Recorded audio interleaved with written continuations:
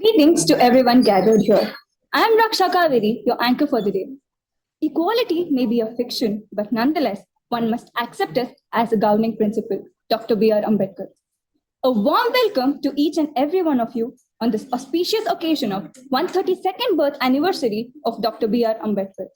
Welcome you all to Ambedkar Habba, the celebration of life and legacy of Dr. B.R. Ambedkar, the architect of Indian Constitution and the champion of social justice and equality. It's time to showcase the life, work, and contribution of Dr. B.R. Ambedkar through a skit, and for that, I call upon Team Parampara.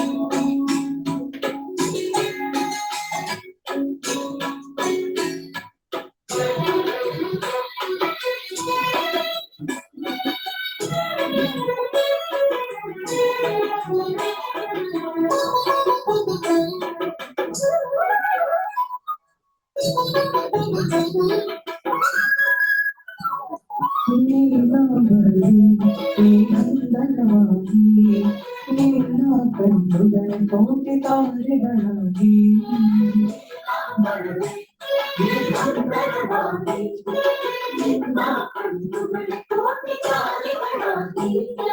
ಆಷಾಢದ ಚಿಂದಿಗಲಿ ಅಂತರ್ಪುರವಾಗಿ Shuddhodana ಮಳೆಯಾಗಿ ಮಹಾಮಾರಿಯಾಗಿ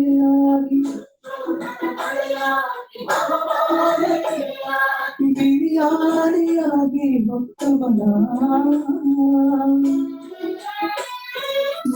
ಹರಿದ ಮಲ್ಲೆಯೊಂದೇವನ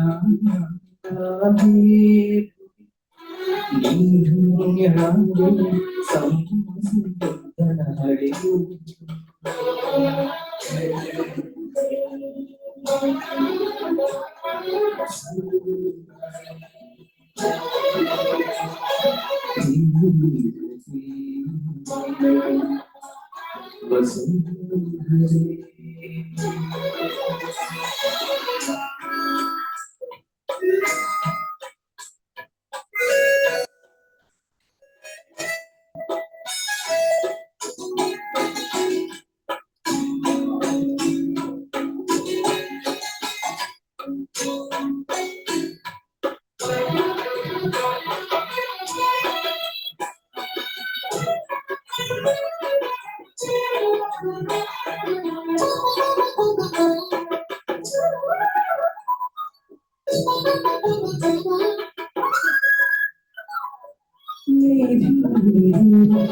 ಹಾಸಿಗೆಯಾಗಿ ಮೇರು ಪರ್ವತವೇ ತಲೆದಿಂಬಾಗಿ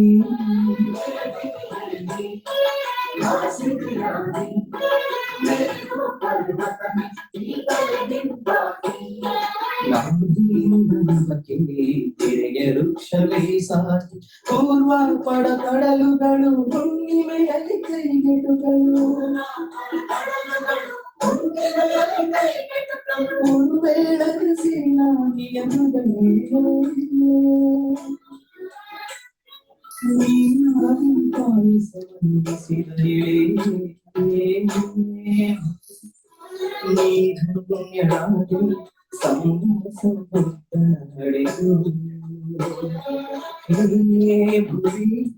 ನೀ ಪಾವನಳಾದೆ ಸಂವಾಸ ಬುದ್ಧನು ನಡೆದು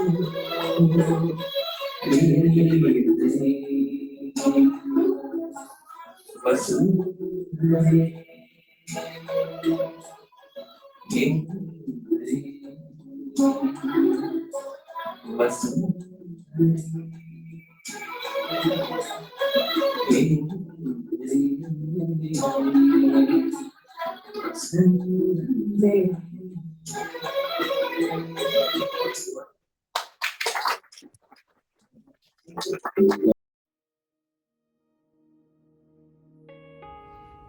ಮಗನೇ, ಶಾಲೆಗೆ ಹೊರಟಾ? ಎಲ್ಲಿ ನಿನ್ನ ಪುಸ್ತಕಗಳನ್ನೆಲ್ಲ ಸರಿಯಾಗಿ ಜೋಡಿಸಿಟ್ಕೊಂಡಿದ್ಯಾ ತಾನೆ? ಮಗ, ಮುಂದೆ ನಮ್ಮ ವಂಶದ ಹೆಸರು ಹೇಳೋ ಗಂಡು ಮಗ ನೀನು. ಚೆನ್ನಾಗಿ ಓದಿ ನಮಗೆಲ್ಲ ಕೀರ್ತಿ ತರಬೇಕು, ಆಯ್ತಾ? ಅಮ್ಮ ಅಮ್ಮ ಏನ್ ಮಗಳೇ? ಅಮ್ಮ, ನಾನು ತಮ್ಮನ ಜೊತೆ ಶಾಲೆಗೆ ಹೋಗ್ತೀನಿ, ಅಪ್ಪಂಗೆ ಹೇಳು. ಹೌದಾ ಮಗಳೇ? ಕೇಳ್ತೀನಿ ರೀ ರೀ. ಏನೇ ನಿಂದು? ಏನಿಲ್ಲ ರೀ, ಇವಳಿಗೂ ಶಾಲೆಗೆ ಹೋಗಕ್ಕೆ ಇಷ್ಟ ಅಂತೆ. ಅವನ ಜೊತೆ ಇವಳನ್ನು ಶಾಲೆಗೆ ಸೇರಿಸ್ರಿ. ಏನಾ? ಶಾಲೆನಾ? ಅಡುಗೆ ಮಾಡಕ್ ಬರುತ್ತಾ ಅವಳಿಗೆ? ಬರಲ್ಲ ಅಲ್ವಾ? ಮೊದಲು ಅದನ್ನ ಕಲ್ಸು. ಈ ಓದು ಬರ ವ್ಯಾಪಾರ ವ್ಯವಹಾರ ಎಲ್ಲ ಗಂಡು ಮಕ್ಳಿಗೆ. ಹೆಣ್ಮಕ್ಳು ಏನಿದ್ರು ಗಂಡ ಮನೆ ಮಕ್ಕಳು ಅಂತ ನಾವ್ ಹೇಳಿದ್ ಕೇಳ್ಕೊಂಡು ಮನೇಲಿ ಬಿದ್ದಿರ್ಬೇಕು, ತಿಳಿತಾ? ಯಾಕೆ, ಏನ್ ಮಾತು ಅಂತ ಆಡ್ತಾ ಇದ್ದೀರಾ ರೀ? ಗಂಡ್ಮಗು ಮಾತ್ರ ಓದ್ಬೇಕಾ? ಹೆಣ್ಮಕ್ಳು ಯಾಕೆ ಓದ್ಬಾರ್ದು? ನಾನಂತೂ ಓದ್ಲಿಲ್ಲ, ಅವಳಾದ್ರೂ ಓದ್ಲಿ ಬಿಡಿ. ಏನೋ ನನ್ ಮುಂದೆ ಮಾತಾಡೋಷ್ಟು ಧೈರ್ಯ ಬಂತ ನಿನ್ಗೆ? ತೆಗೆದು ಕಪಾಳಕ್ ಬರಸ್ತೀನಿ ನೋಡು. ಅಲ್ಲ, ಏನು ಓದ್ದೇನೆ ಇಷ್ಟ್ರ ಮಟ್ಟಕ್ಕೆ ಮಾತಾಡ್ತೀಯ ನೀನು ಅಂದ್ರೆ, ನಾಳೆ ಅವಳನ್ನ ಶಾಲೆ ಕಳ್ಸಿದ್ರೆ ಇಬ್ರು ಸೇರ್ಕೊಂಡು ನಮ್ಮನ್ನ ಏನ್ ಮಾಡಕ್ಕೂ ಎಸಲ್ಲ ನೀವು. ಹೇಳಿದ್ ಕೇಳ್ಕೊಂಡು ಮನೆ ಒಳಗ್ ಬಿದ್ದಿರ್ಬೇಕಷ್ಟೇ, ಜಾಸ್ತಿ ನಕರ ಮಾಡಬಾರ್ದು. ಶಾಲೆಗೆ ಹೋಗ್ತಾಳಂತೆ, ಶಾಲೆಗೆ. ಮಗ ನಡಿಯ, ನಿಂಗೆ ಗೊತ್ತಾಯ್ತು, ಹೋಗೋಣ.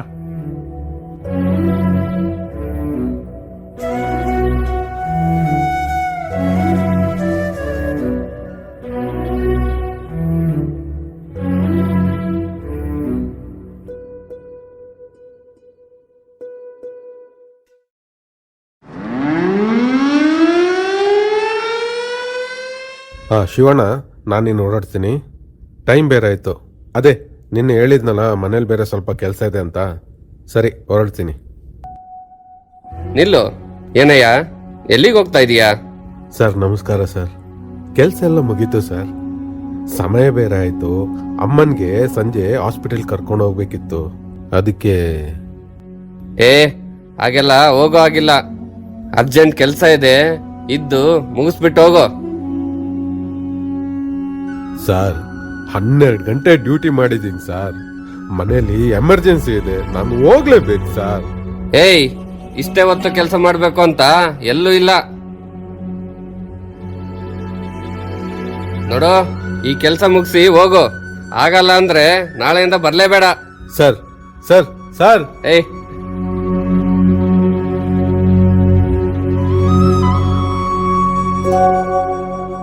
ಅಲ್ಲ, ಇವರೆಲ್ಲ ಕಂಪ್ನಿನ ತಮ್ಮ ಮನೆ ಅನ್ಕೊಂಡಿದಾರಾ ಹೆಂಗೆ ಅಂತ?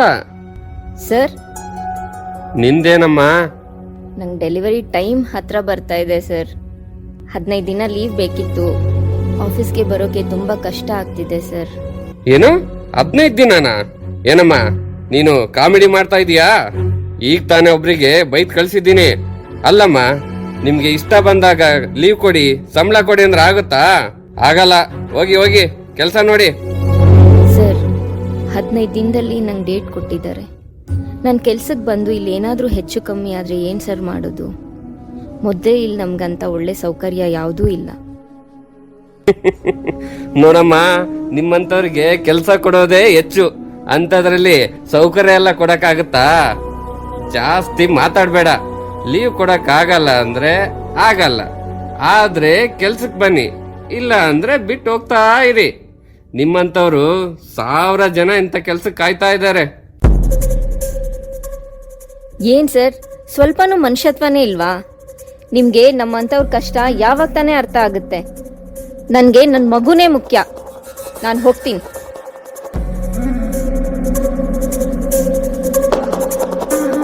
ನೋಡಿ ಸರ್, ಹೆಣ್ಮಕ್ಳನ್ನ ಆಫೀಸ್ ಒಳಗಡೆ ಬಿಟ್ಕೊಳ್ಳೋದೇ ದೊಡ್ಡ ಸಾಧನೆ. ಅಂತದ್ರಲ್ಲಿ ಇವ್ರು ಹೇಳ್ದಂಗೆಲ್ಲ ಕೇಳ್ತಾ ಇದ್ರೆ ಆಗುತ್ತಾ ಸರ್? ಅಲ್ಲ ರೀ, ಒಂದು ಹೆಣ್ಣಾಗಿ ಇಷ್ಟೊಂದು ಧೈರ್ಯನಾ ಇವ್ರಿಗೆ? ಸರ್, ಹೆಣ್ಣು ಅಂತ ಅಷ್ಟೊಂದು ಕಡೆಗಣಿಸ್ಬೇಡಿ. ನಮ್ಗಿಂತ 100 ಪಟ್ಟು ನೋವು ತಿನ್ನೋ ಶಕ್ತಿ ಅವರಿಗಿದೆ. ನಾವು ಹುಟ್ಟಿ ಬೆಳೆದು ಏನಾದ್ರೂ ಗಳಿಸೋಕೆ ಅಂತ ಹೋರಾಟ ಮಾಡಿದ್ರೆ ಅವರು ಹುಟ್ಟಾನೆ ಹೋರಾಟ ಮಾಡೋರು. ಅವರ ಹುಟ್ಟೆ ಒಂದು ಹೋರಾಟ ಸರ್. ಅದಕ್ಕೆ ಅವ್ರನ್ನ ನಾವು ನಡೆ ನುಡಿ ಸಂಸ್ಕೃತಿ ಅನ್ನೋ ಹೆಸರಲ್ಲಿ ಬಂಧಿಸ್ಬಿಟ್ಟು ಅಡಿಗೆ ಮನೆಯಲ್ಲಿ ಇರ್ಸಿರೋದು. ಅವರಿಗಿರೋ ಶಕ್ತಿಗೆ ಅವ್ರಿಗೇನಾದ್ರೂ ಶಿಕ್ಷಣ ಅಧಿಕಾರ ಸಿಕ್ಬಿಟ್ರೆ ನಮ್ಗೆಲ್ಲ ಅಷ್ಟೇ, ನಾವು ಮೂಲೆ ಸೇರ್ಕೊಳ್ಬೇಕಾಗತ್ತೆ. ಅದ್ ಸರಿ, ನಾವು ವರ್ಕರ್ಸ್ಗಳಿಗೆ ಏನು ಬೆನಿಫಿಟ್ಸ್ ಕೊಡದೇ ಇದ್ರೆ ಅವರು ಗುಂಪು ಕಟ್ಕೊಂಡು ಹೋರಾಟ ಮಾಡಲ್ವೇನ್ರಿ? ನೀವೊಳ್ಳೆ. ನಾವು ಅವರಿಗೆಲ್ಲ ಬರೀ ಊಟ ಕೊಟ್ಟೆ ದಿನ ಪೂರ್ತಿ ಕೆಲಸ ಮಾಡಿಸ್ಕೊಳ್ತಾ ಇದ್ವಿ ಸರ್. ನೀವು ಬಂದ್ಮೇಲೆನೆ ಸಂಬಳ ಅಂತ ಕೊಡ್ತಾ ಇರೋದು. ಅದು ಕೊಡೋದೇ ಹೆಚ್ಚು, ಇನ್ನು ಬೆನಿಫಿಟ್ ಬೇರೆ ಕೊಡ್ಬೇಕಾ? ನೀವೇನ್ ಟೆನ್ಷನ್ ಮಾಡ್ಕೋಬೇಡಿ. ಹೋರಾಟ ಮಾಡ್ಬೇಕು ಅಂದ್ರೆ ಸಂಘಟನೆ ಮಾಡ್ಬೇಕು. ಸಂಘಟನೆ ಆಗ್ಬೇಕು ಅಂದ್ರೆ ಧೈರ್ಯ ಬೇಕು. ಏನು ಇಲ್ದೇ ಇರೋರಿಗೆ ಧೈರ್ಯ ಬರ್ಬೇಕು ಅಂದ್ರೆ ಶಿಕ್ಷಣ ಇರಬೇಕು. ನಾವು ಅದಕ್ಕೆ ಅವರಿಗೆ 1000 ವರ್ಷಗಳಿಂದ ಅದನ್ನ ಅವರಿಗೆ ಕೊಟ್ಟಿಲ್ಲ. ಏನೇ ಆಗ್ಲಿ, ನೀವು ತುಂಬಾ ಬ್ರಿಲಿಯಂಟ್ ಇದ್ರಿ. ನಿಮ್ಮಂತವ್ರು ನಮ್ಮ ಕಂಪ್ನಿಗೆ ಬೇಕು. Good job.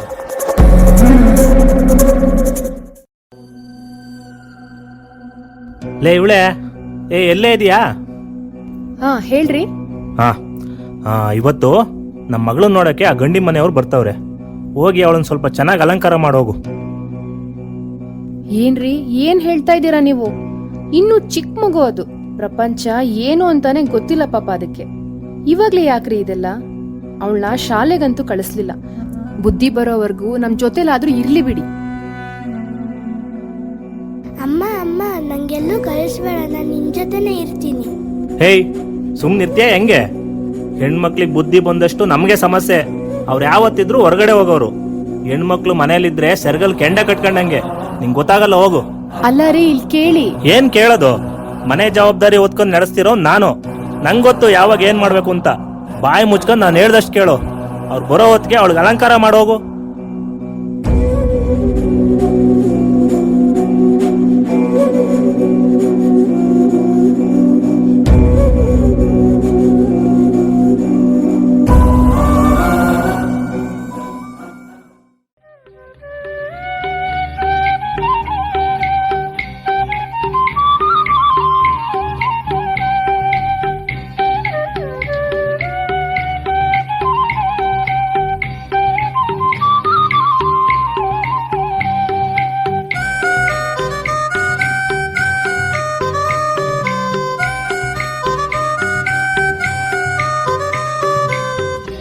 ಹತ್ತಿರವಿದ್ದು ದೂರ ನಿಲ್ಲುವೆವು ನಮ್ಮ ಅಹಮ್ಮಿನ ಕೋಟೆಯಲಿ. ಹತ್ತಿರವಿದ್ದು ದೂರ ನಿಲ್ಲುವೆವು ನಮ್ಮ ಅಹಮ್ಮಿನ ಕೋಟೆಯಲಿ. ಎಷ್ಟು ಕಷ್ಟವೋ ಹೊಂದಿಕೆ ಎಂಬುದು,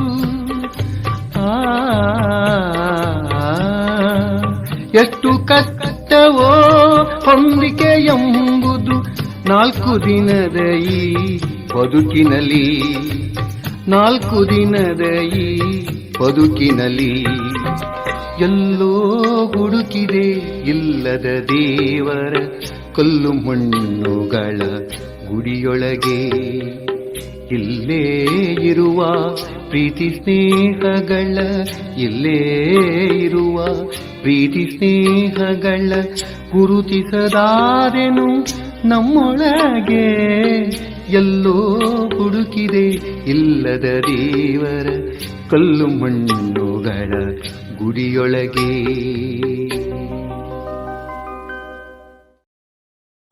ಅಲ್ಲ ಸ್ವಾಮಿ, ನಿಮ್ಮ ಪಾಡಿಗೆ ನೀವು ಬಂದ್ರಿ, ಹಾಡು ಕೇಳಿದ್ರಿ, ಎದ್ದೋಗ್ತಾ ಇದ್ದೀರಾ.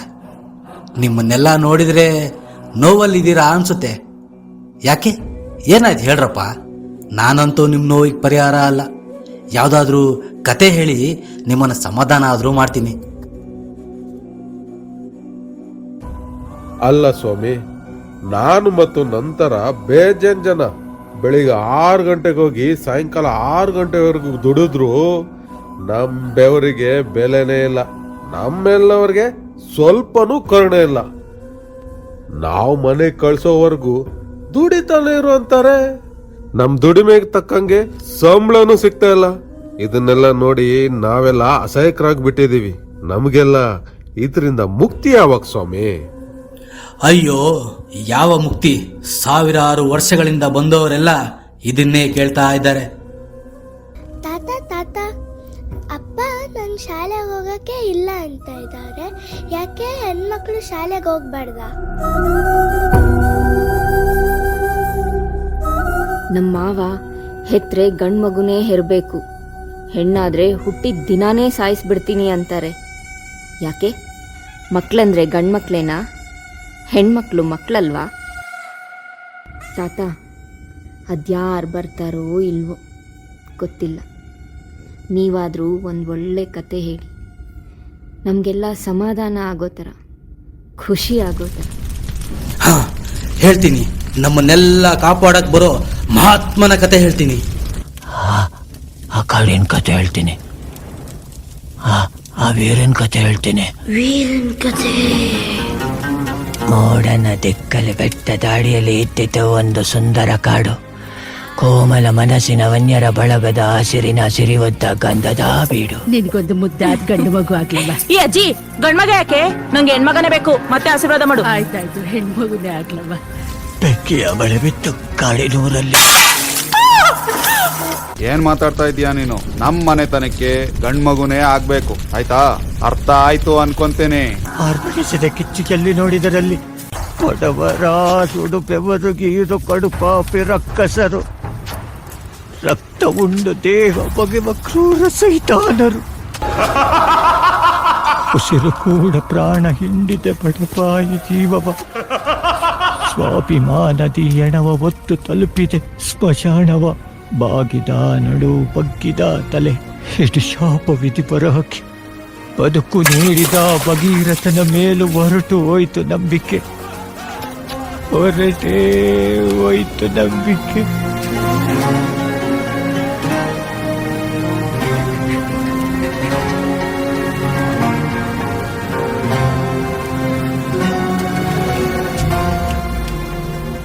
ಆದರೆ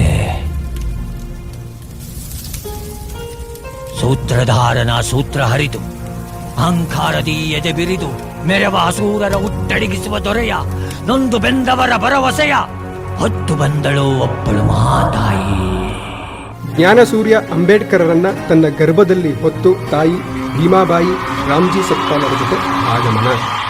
ಗರ್ಭದಿ ನಂದಿರಿಸಿ ಊರಲಿ ನಡೆಯುತ್ತಿರು ತೇರಲು ಕುಳಿತಂತೆ ಅಮ್ಮ. ತೋರಿಸಿ ಹೆದರಿ ನಿಂತಾಗ ನಿನ್ನ ಸೆರೆಗೆ ಕಾವಲು ಅಮ್ಮ. ಕಾಣದ ದೇವರಿಗೆ ಕೈಯ ಮುಗಿಯೇ ನಿನಗೆ ನನ್ನ ಸಿರೆಯಾರತಿ.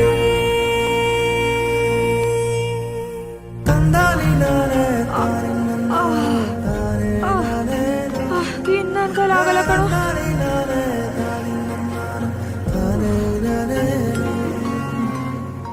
ನೀ ಹೊರಗಡೆ ಬಂದ್ಮೇಲೆ ಬಲಶಾಲಿ ಆಗ್ಬೇಕು, ನಾನು ನೋಡ್ಕೋಬೇಕು. ನಾನು ಹಾಗೆ ಕಷ್ಟದಲ್ಲಿರೋ ಜನರನ್ನ ನೋಡ್ಕೋಬೇಕು. ಬೇಗ ಬಾರೋ, ಬೇಗ ಬಾ.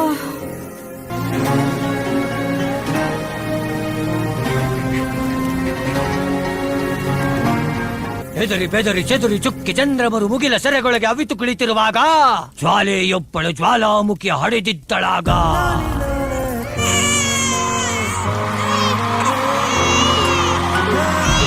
ಬಾಬಾ ಸಾಹೇಬರ ಜನನ.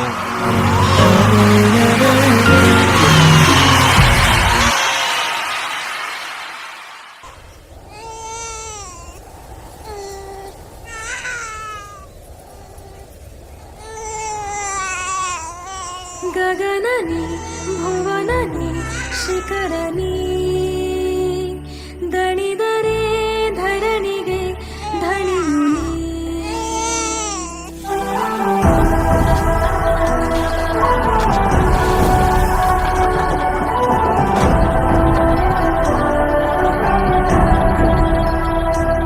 ಉದಯನಿ ಉಲ್ಕೆನಿ ಸಕಲನಿ ಪಣವಿಡು ನಾಳೆಯ ಚರಿತೆನಿ.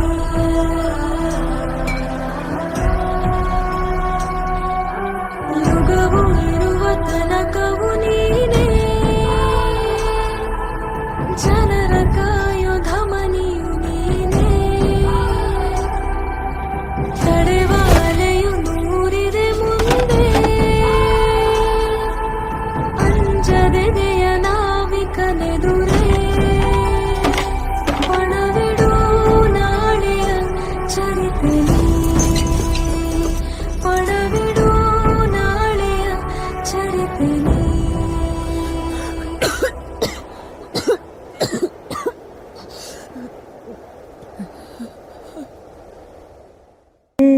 ಅಮ್ಮ ಅಮ್ಮ ಅಮ್ಮ.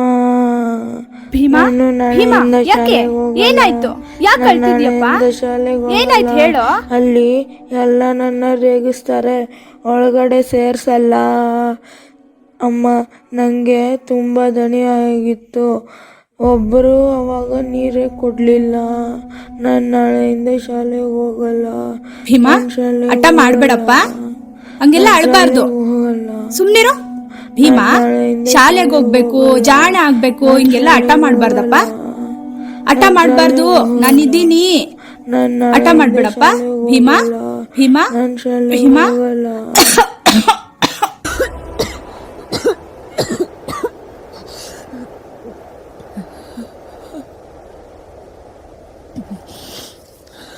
ಸಾವಿರ ಪಡೆಗಳು ಸಮರವೇ ಸಾರಲಿ ಕ್ಷಣದಲ್ಲಿ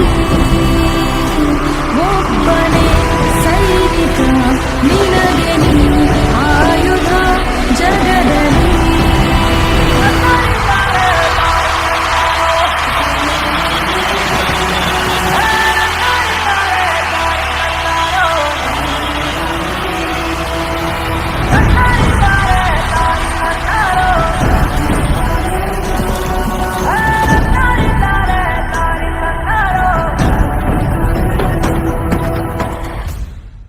ನೋಡ್ರಾಮ್ಜಿ, ನಮಗೆ ಈ ಕಷ್ಟಗಳಿಂದ ಪರಿಹಾರ ಯಾವಾಗ ಸಿಗುತ್ತೋ, ನಮ್ಮನ್ನೆಲ್ಲ ಕಾಪಾಡೋಕೆ ಯಾವ ಪುಣ್ಯಾತ್ಮ ಅವತಾರ ಎತ್ತು ಬರ್ತಾನೋ.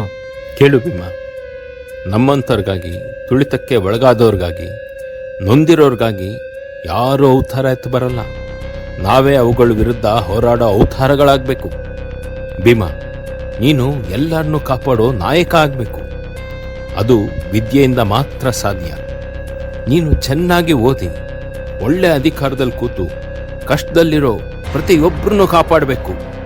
ಹೋಗು ಭೀಮಾ, ಶಾಲೆಗೆ ಹೋಗು, ಚೆನ್ನಾಗಿ ಓದು.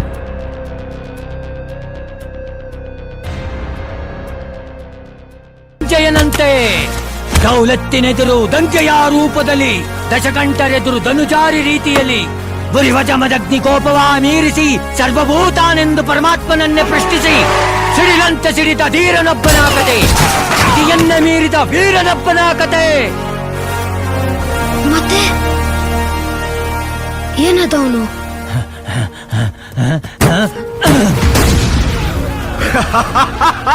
ನಿನ್ನ ಕೈ ಹಿಡಿದು ನಡ್ಸೋವರೆಗೂ ನಾನಿರ್ತೀನಿ.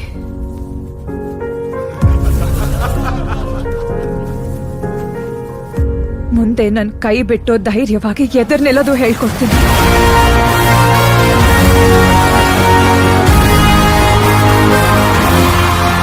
ಸಾವನ್ನು ಕಂಡ ಕಾಲ ಕಸದಂತೆ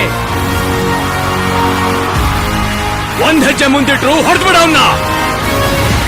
ಸಾವನ್ನ ಎದುರಿಸೋ ಸುಲ್ತಾನನಂತೆ ಸುಡುವ ಕಂಡವ ತೊಳೆದು ಕಡಿವ ಕಟ್ಟಿಗೆ ಮೇಲ್ನಡೆದು ಹೆಜೆಯೊಳಗೆ ಬುಗಿಲೆತ್ತ ಭಯವನ್ನ ಬಡಿದು ಗಂಡದೆಯ ಗಡ್ಡಾಗಿ ಮುನ್ನುಗ್ಗಿ ಬಂದ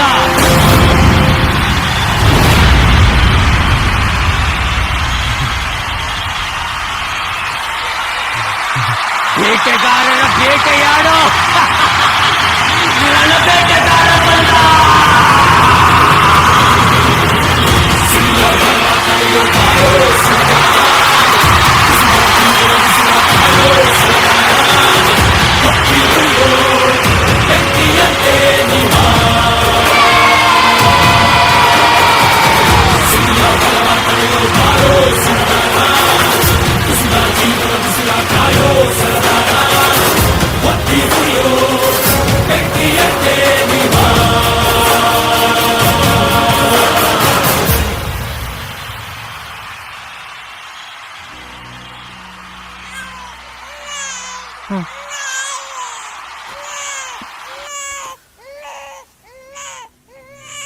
ಹೆಣ್ಮಗು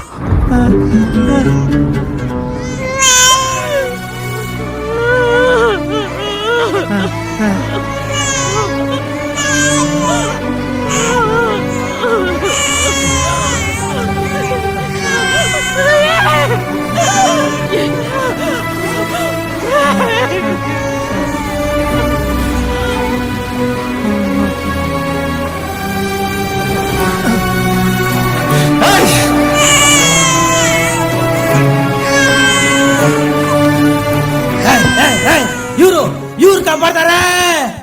ಕೋಟೆ ಕನಸುಗಳ ಅರಮನೆಗೆ ಧೈರ್ಯ ನೀಡು ಕಾವಲು ನಾಡುವೆ ನಮ್ಮ ಭೂಮಿ ನೋಡಿ ನೇಗಿಲಿಗೆ ಬಲಬಿರುಗಳ ನೀಡಲು ನಾಡುವೆ ನಮ್ಮ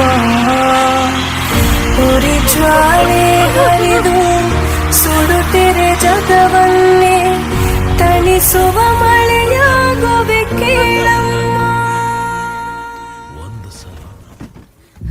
ಚರಡಿ ಹಿಡಿದ್ರೆ ಒಬ್ಬನು ನಿಲ್ಲಲ್ಲ. ಇಂಥ ಧೈರ್ಯ ಇಲ್ದೇ ಇರೋ ಜನ ಹಿಡ್ಕೊಂಡು ಇವನೇನ್ ಮಾಡ್ತಾನೆ? ಹೌದು ಸರ್, ನಮಗೆ ಧೈರ್ಯ ಇರಲಿಲ್ಲ, ಶಕ್ತಿ ಇರಲಿಲ್ಲ, ನಂಬಿಕೆ ಇರಲಿಲ್ಲ. ಸಾವು ನಮ್ಮ ಮೇಲೆ ಕುಣಿದಾಡ್ತಾ ಇತ್ತು.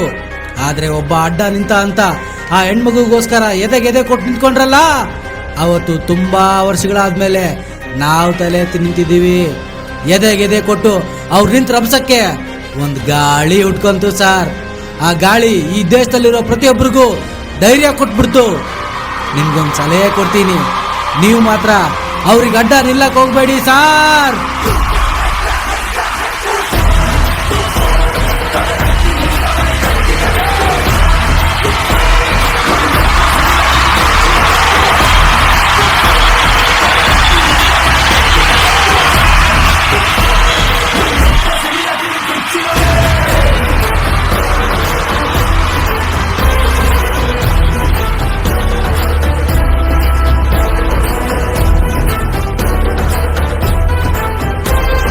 1927ರಲ್ಲಿ ಚೌಡರಕೆರೆಯ ಚಳುವಳಿ.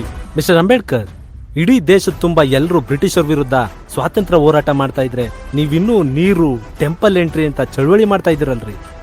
ನಮ್ ಗೌರ್ಮೆಂಟ್ ಇದಕ್ಕೆಲ್ಲ ಆಗ್ಲೇ ಅನುಮತಿ ಕೊಟ್ಟಾಗಿದೆ. ನೀವಿನ್ನು ಈ ಚಳುವಳಿನ ನಿಲ್ಲಿಸಿ. Mr. Officer, our struggle and fight is not for water, temple entry or any other job benefits. We fight for human rights, social and economical equality. We are also humans. Firstly and lastly, we are Indians.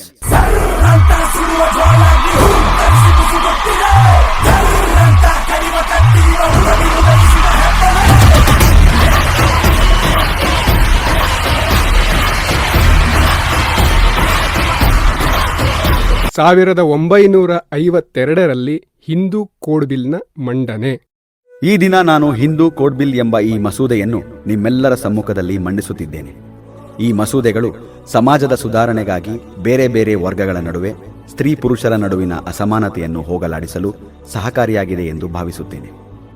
ಈ ಕಾಯ್ದೆಯು ಹಿಂದೂ ನಾಗರಿಕ ವಿವಾಹ ಕಾಯ್ದೆ, ಮಹಿಳೆಯರಿಗೆ ಜೀವನಾಂಶ, ವಾರಸುದಾರಿಕೆ, ಮಹಿಳೆಯರಿಗೂ ಪಿತ್ರಾರ್ಜಿತ ಆಸ್ತಿಯಲ್ಲಿ ಸಮಪಾಲು, ದತ್ತಕ ಕಾಯ್ದೆ ಹಾಗೂ ವಿಚ್ಛೇದನ ಕಾಯ್ದೆಗಳನ್ನು ಒಳಗೊಂಡಿದೆ. ನಾನು ಈ ಮಸೂದೆಯನ್ನು ಸಭೆಯ ನಿರ್ಣಯಕ್ಕೆ ಹಾಕುತ್ತಿದ್ದೇನೆ. ದಯಮಾಡಿ ಎಲ್ಲ ಸದಸ್ಯರು ಒಪ್ಪಿಗೆ ಸೂಚಿಸಬೇಕೆಂದು ಕೇಳಿಕೊಳ್ಳುತ್ತಿದ್ದೇನೆ. ಮಿಸ್ಟರ್ ಅಂಬೇಡ್ಕರ್, ನೀವು 1942ನಲ್ಲಿ ಲೇಬರ್ ಆಕ್ಟ್ ಜಾರಿ ಮಾಡುವಾಗ ಮಹಿಳೆಯರಿಗೆ maternity leave, maternity benefit, work assurity ಎಲ್ಲಾ ಕೊಟ್ರಿ. ಇದನ್ ಬೇಕು ಅಂತ ಕೇಳಿದವ್ರು ಯಾರು?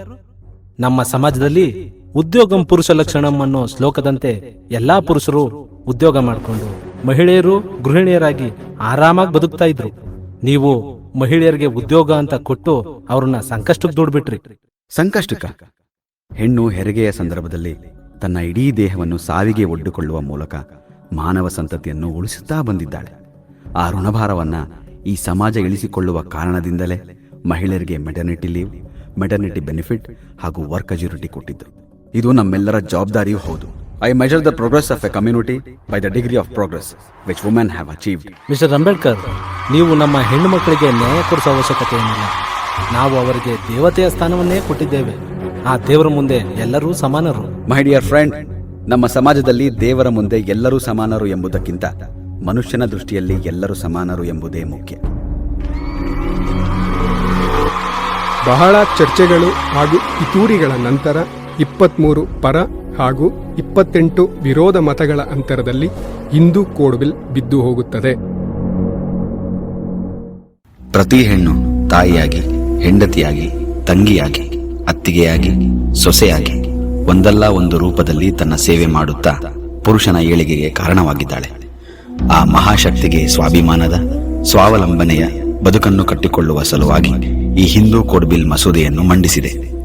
ಆದರೆ ಈ ದೇಶದ ಮಹಿಳೆಯರ ಅಭಿವೃದ್ಧಿಯನ್ನು ಬಯಸದ ಜನ ಈ ಮಸೂದೆಯನ್ನು ತಿರಸ್ಕರಿಸಿದರು. ಆಕೆಗೆ ಸಮಾನ ಸ್ಥಾನಮಾನ ನೀಡುವುದು ನಮ್ಮೆಲ್ಲರ ಕರ್ತವ್ಯ. ಎಲ್ಲಿ ಅಂತಹ ಮಹಿಳೆಯರಿಗೆ ಸ್ಥಾನಮಾನ ನೀಡಲು ಒಪ್ಪುವುದಿಲ್ಲವೋ ಅಲ್ಲಿ ನಾನು ಇರಲು ಇಚ್ಛಿಸುವುದಿಲ್ಲ. ಆದ್ದರಿಂದ ನನ್ನ ಸಚಿವ ಸ್ಥಾನಕ್ಕೆ ರಾಜೀನಾಮೆ ನೀಡುತ್ತಿದ್ದೇನೆ.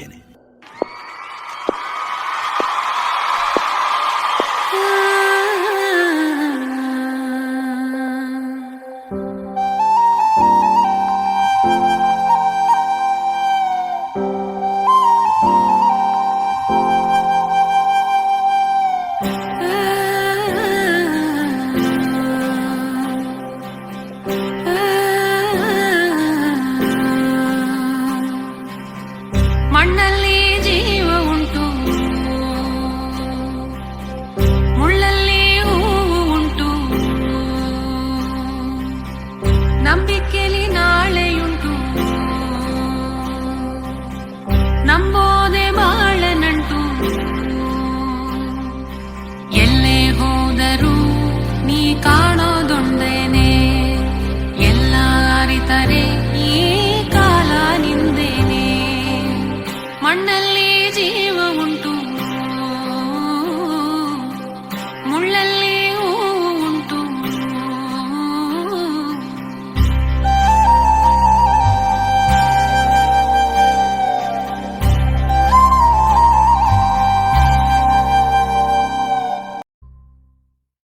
ಭೀಮಾ, ಯಾಕೆ ಮಗು ಬೇಸರದಲ್ಲಿದ್ಯಾ?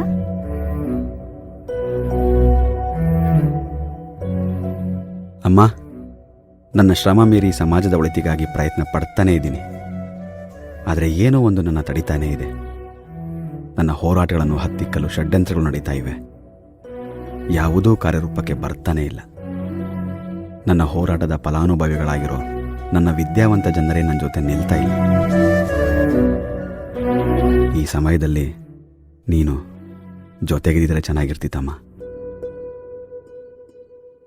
ಮಗು, ಯಾರೇ ಈ ಸಮಾಜಕ್ಕೆ ಒಲ್ತು ಮಾಡಬೇಕು ಅನ್ಕೊಂಡವ್ರಿಗೆ ಈ ಸಮಸ್ಯೆಗಳು ಮೊದಲ ಹೆಜ್ಜೆಗಳಿದ್ದಂಗೆ.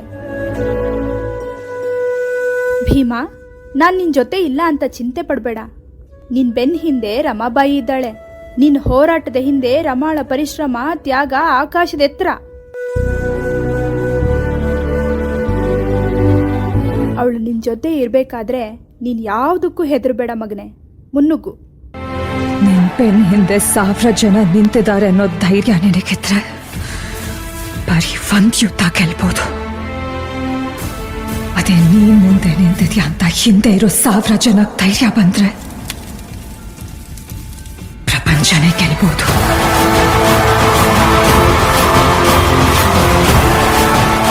ಹೋಗೋ, ಒಬ್ನೇ ಹೋಗು. ಬಂದ ಬಂದ ಬಂದ ಬಂದ ಬಂದ ಬಂದ.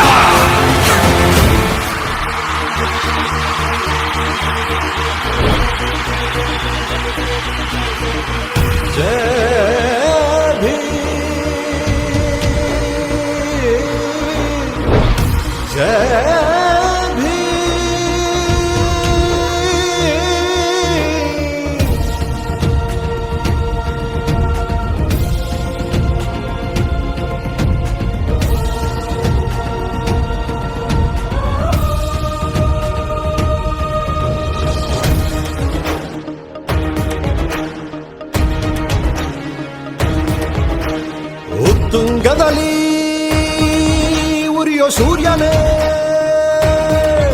ನೀನು ದನೀರದವರ ಧೈರ್ಯವೋ. ನೀಲಿ ಅಂದ್ರೆ ನೀತಿಯೋ, ಜೈ ಭೀಮ ಅಂದ್ರೆ ನಿರ್ಭೀತಿಯೋ.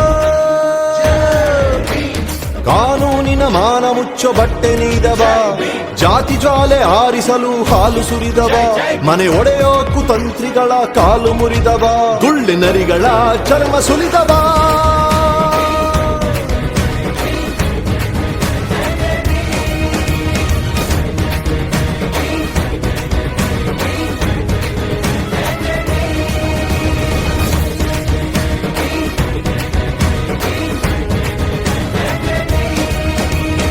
ಉತ್ತುಂಗದಲ್ಲಿ ಉರಿಯೋ ಸೂರ್ಯನೇ, ನೀನು ದನೀರದವರ ಧೈರ್ಯವೋ.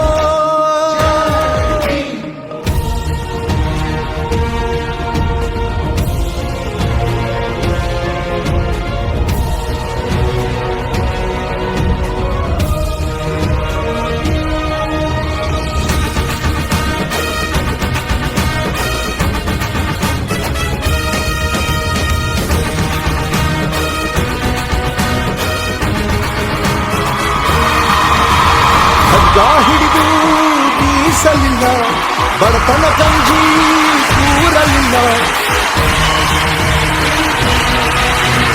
ಖಡ್ಗ ಹಿಡಿದು ಬೀಸಲಿಲ್ಲ, ಬಡತನ ಕಂಜಿ ಕೂರಲಿಲ್ಲ. ನೀವು ಓದಿಸೋಣ ಹಿಡಿದ ಶಾಸ್ತ್ರಗಳು, ಅವು ಕಳಚಿಕೊಂಡವಲ್ಲ ಎಲ್ಲ ಮುಸುಕುಗಳು. ನೀವು ಓದಿಸೋಣ ಹಿಡಿದ ಶಾಸ್ತ್ರಗಳು, ಅವು ಕಳಚಿಕೊಂಡವಲ್ಲ ಎಲ್ಲ ಮುಸುಕುಗಳು. ಯೋಗವೆಂದು ಯೋಗ್ಯವೆಂದು ಅಸ್ಪೃಶ್ಯತೆ ಸಹಜವೆಂದು ವಾದಿಸುವ ವೇದಿಗಳ ಕೂಟ. ನಿನ್ನವಾದ ಕಂದು ಚಿತ್ತವಲ್ಲ ಓಟ, ನಿನ್ನವಾದ ಕಂದು ಚಿತ್ತವಲ್ಲ ಓಟ. ಜಾತಿ ಮತಗಳೆಲ್ಲ ಹೇಗೆ ಸಮತೆಯೊಂದು ನಮ್ಮ ಧ್ಯೇಯ ಎಂದು ನೀನು ಹೇಳಿಕೊಟ್ಟ ನ್ಯಾಯ. ಅದು ಅಳಿಸಿದಯ್ಯ ಹನಿನ ಹಳೆ ಅಧ್ಯಾಯ, ಅದು ಅಳಿಸಿದಯ್ಯ ಹನಿನ ಹಳೆ ಅಧ್ಯಾಯ.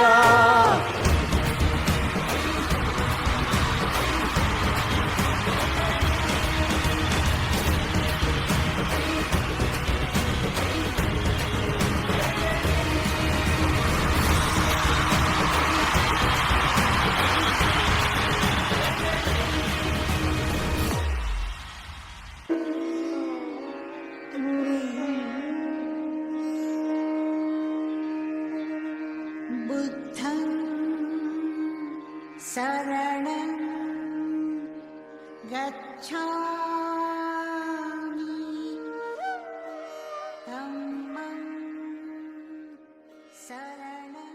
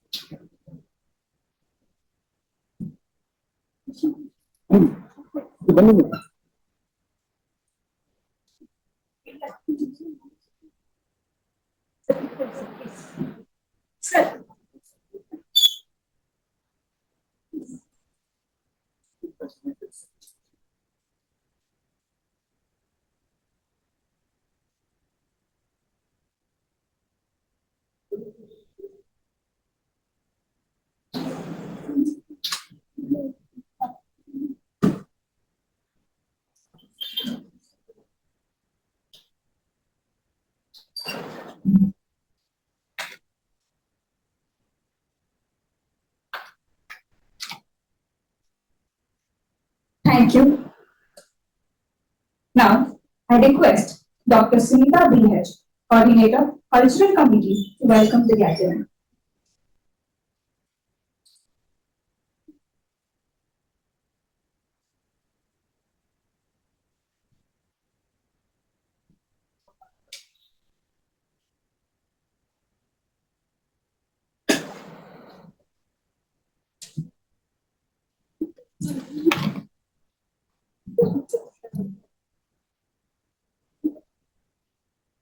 Good morning to one and all present here. Today, we all have gathered here for this auspicious day to celebrate 132nd of birth anniversary of the father of the Constitution of India, Baba Sahib Dr. Bhimrao Ambedkar.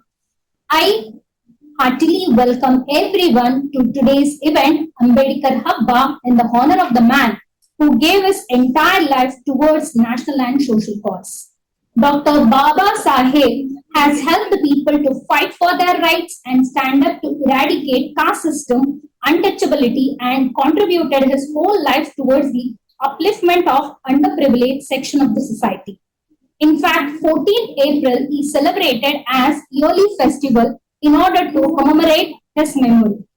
It's given me an immense pleasure and felt privileged, a very special welcome to our chief guest, Dr. Chandrasekhar RV, Center for Study or Special Inclusion and Policy, NLSIU, for accepting our invitation and agreed to be part of this festival. Now I would like to call Dr. Mante sir to give a bouquet as a token of respect.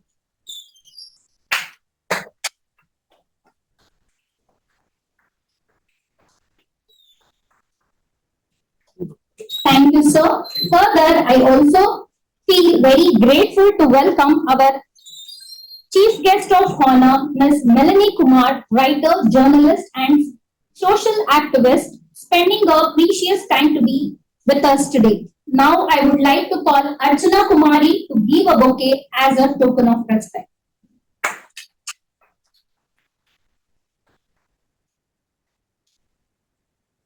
Thank you, ma'am. I also feel privileged to extend my warm welcome to IQSC coordinator Dr. Manoj Kumar B. Hiremat, who always support and helpful to initiate our ideas and thoughts in setting up the program. Now I would like to call Ms. Sahitya Ramesh to give a bouquet as a token of respect.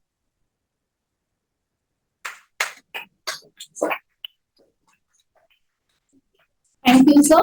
Further, I also extend my welcome to our Vice Principal, Dr. Anita MJ, who always encourage us to conduct the events like this with our experiences. Now I call upon Mr. Manoj, second year LLB student, to give a bouquet as a token of respect.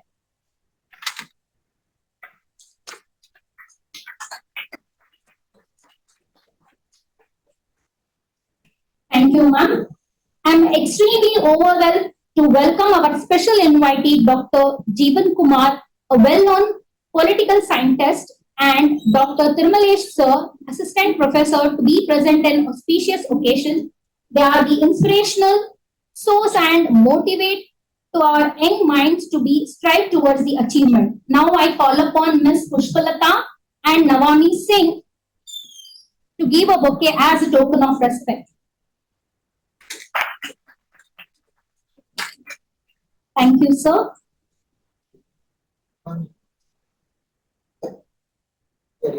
There.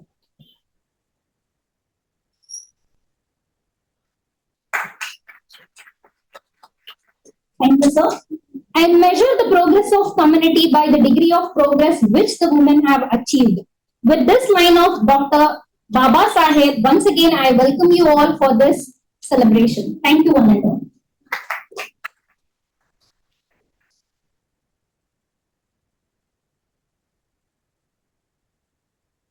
Thank you, ma'am. Now, I invite Dr. Manoj Kumar V. Hiremat, IQAC Coordinator, to address the gathering.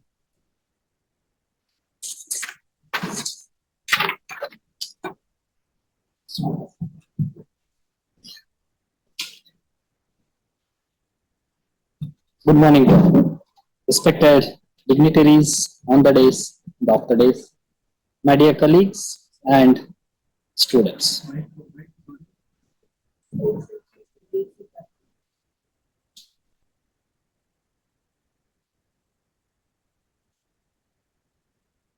Today we have assembled here to celebrate 132nd birth anniversary of Dr. B.R. Ambedkar. And I hope we started on a positive note by way of a skit where our students try to showcase the contribution made by Dr. B.R. Ambedkar for the upliftment of the downtrodden and for the upliftment of the, or maybe for the protection of the labor class in the country. Every time when I go to start my class on constitutional law, I listen to this Ambedkar's speech, which was delivered on 25th November 1949, on the last day of the Constituent Assembly debates, where he speaks about various things. And one thing which attracts me every time I listen to that video or audio, or even the speech, which is available in black and white, that is about the trinity of liberty, equality, and the fraternity. Dr. B.R. Ambedkar emphasized on all the three constitutional values which are supposed to be preserved, fostered in a country like India, because all three are of a great value. And he speaks there, or he opines there, that all these three values cannot be divorced from each other. In the sense, you cannot ensure or you cannot enjoy the liberty without equality. Without liberty, you cannot enjoy the equality. And without these two, fraternity doesn't survive, and vice versa, is what I understand from his speech or his narration about the trinity of these three things. I was surprised and I was wondering why Dr. B.R. Ambedkar did not speak of justice here when he spoke about this trinity. Then I inferred or I analyzed that if these three things are taken care, automatically what results is justice. So if equality, liberty, and fraternity are ensured and fostered in a country, justice automatically administered. So that's why maybe Dr. B.R. Ambedkar did not speak of justice, but he shown a way how to attain justice through incorporating these three values in the Constitution of India. No doubt, justice finds its place in preamble in no other place, but there is a framework laid down in the Constitution to attain justice in all its aspects. Be it a social justice, be it economic justice, be it a political justice, that is laid down in the Constitution. by Dr. B.R. Ambedkar. And Dr. B.R. Ambedkar also emphasizes in his last speech in the Constituent Assembly about the importance of social democracy. So he emphasizes that political democracy is not going to survive if the social democracy is not ensured in a given country. So by social democracy, he meant the participation of the last man in the society in even the social life and the economic life. And for that also sufficient framework was laid down in the Constitution is what I understand. Dr. B.R. Ambedkar did not just take care of the downtrodden, he took care of the labor class, he took care of the women's protection, he took care of the protection of regions also in the country. Why I say this is, even he was mindful of the fact that the regions, the different states that exist in India are not self-sufficient or they are differing in terms of natural resources. So even the parity between the states has to be maintained in terms of their resources. So that's why he even visualized the Finance Commission of India, which takes care of the disparity that exists between the states. So he was concerned about the regional disparity also. And even his work on the problem of rupees is considered to be a foundation of Reserve Bank of India. So I can go on telling the contribution of Dr. B.R. Ambedkar for the building of this country. So I'll just stop here by just concluding saying that Dr. B.R. Ambedkar is not just a chief architect of the Constitution. He is an economist, he is a jurist, he is a journalist, he is a social reformer, he is a statesman, he is a writer, he is an orator, and whatnot. So on this day, we have assembled to pay tribute as well as remember his contribution. Let us practice the values propagated by Dr. B.R. Ambedkar and make this democracy really social as well as a political democracy. With this, I thank the organizer. Thank you very much.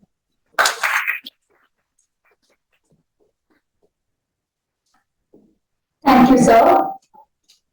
I request Arvind Moda to introduce the esteemed guest of honor, Mrs. Milani Kumar.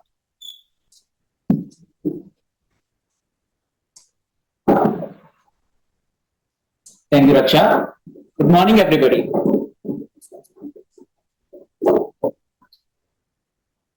It is my great pleasure to extend a warm welcome to our esteemed guest of honor, Mrs. Milani Kumar. Sorry, ma'am, if I'm pronouncing that wrong. As we celebrate the auspicious occasion of Ambedkar Jayanti, on 14th of April 1891, we had a person and his ideologies gifted to us by God. He became the inspiration of modern India and modern world. His work included, but was not limited to, construction of the book of magic, that is the Constitution. So the Constitution was based on three pillars of democracy, as we know: judiciary, legislature, executive. But for these three pillars to sustain, we have to have strong fourth pillar of democracy, that is a strong press and free press. So coming back to Madam Milani is an accomplished individual with an impressive individual background and a wealth of experience in the field of communication and journalism, with a bachelor's degree in English honors and a second degree in communication. She has dedicated over 15 years of her life to the industry. She has worked as a journalist, as an editor, as a PR specialist, gaining invaluable insights into the world of media and communication. Madam's contribution to the field of journalism are remarkable.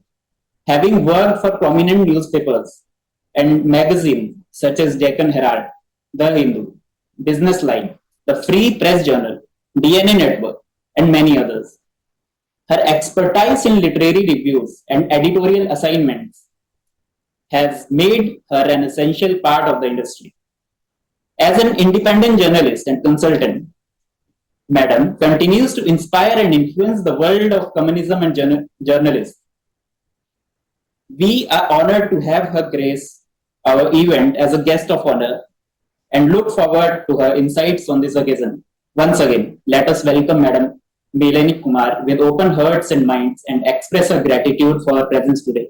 Welcome, ma'am. Welcome to all.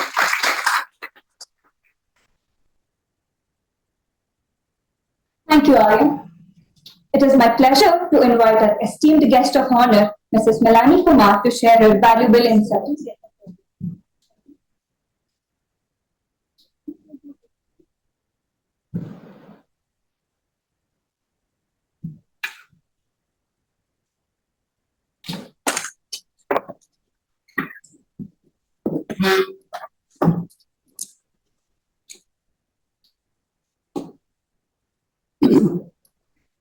Namaskara to all of you. I'm very happy to be here amongst all of you today, remembering the architect of the Indian Constitution, Dr. B.R. Ambedkar. Thank you very much for inviting me. A special welcome to those on the dais, respected people and teachers and students, not forgetting the last benchers. I was there also sometime, so I hope you'll all be listening carefully to whatever is being conveyed here. I'm thrilled to watch the program that you put up. It was heartwarming, and to see so many students involved, to see Chaitra Prasad Jeevan, student direct. I was very happy to be here. Thank you for inviting me. I'm basically basing my talk on this book called Baba Sahib, written by Dr. Ambedkar's second wife, Savita Ambedkar. Basically, I think she wrote it to set some controversies that occurred about with her after Ambedkar's death. I think she just wanted to set the record straight, and she wrote this book in Marathi.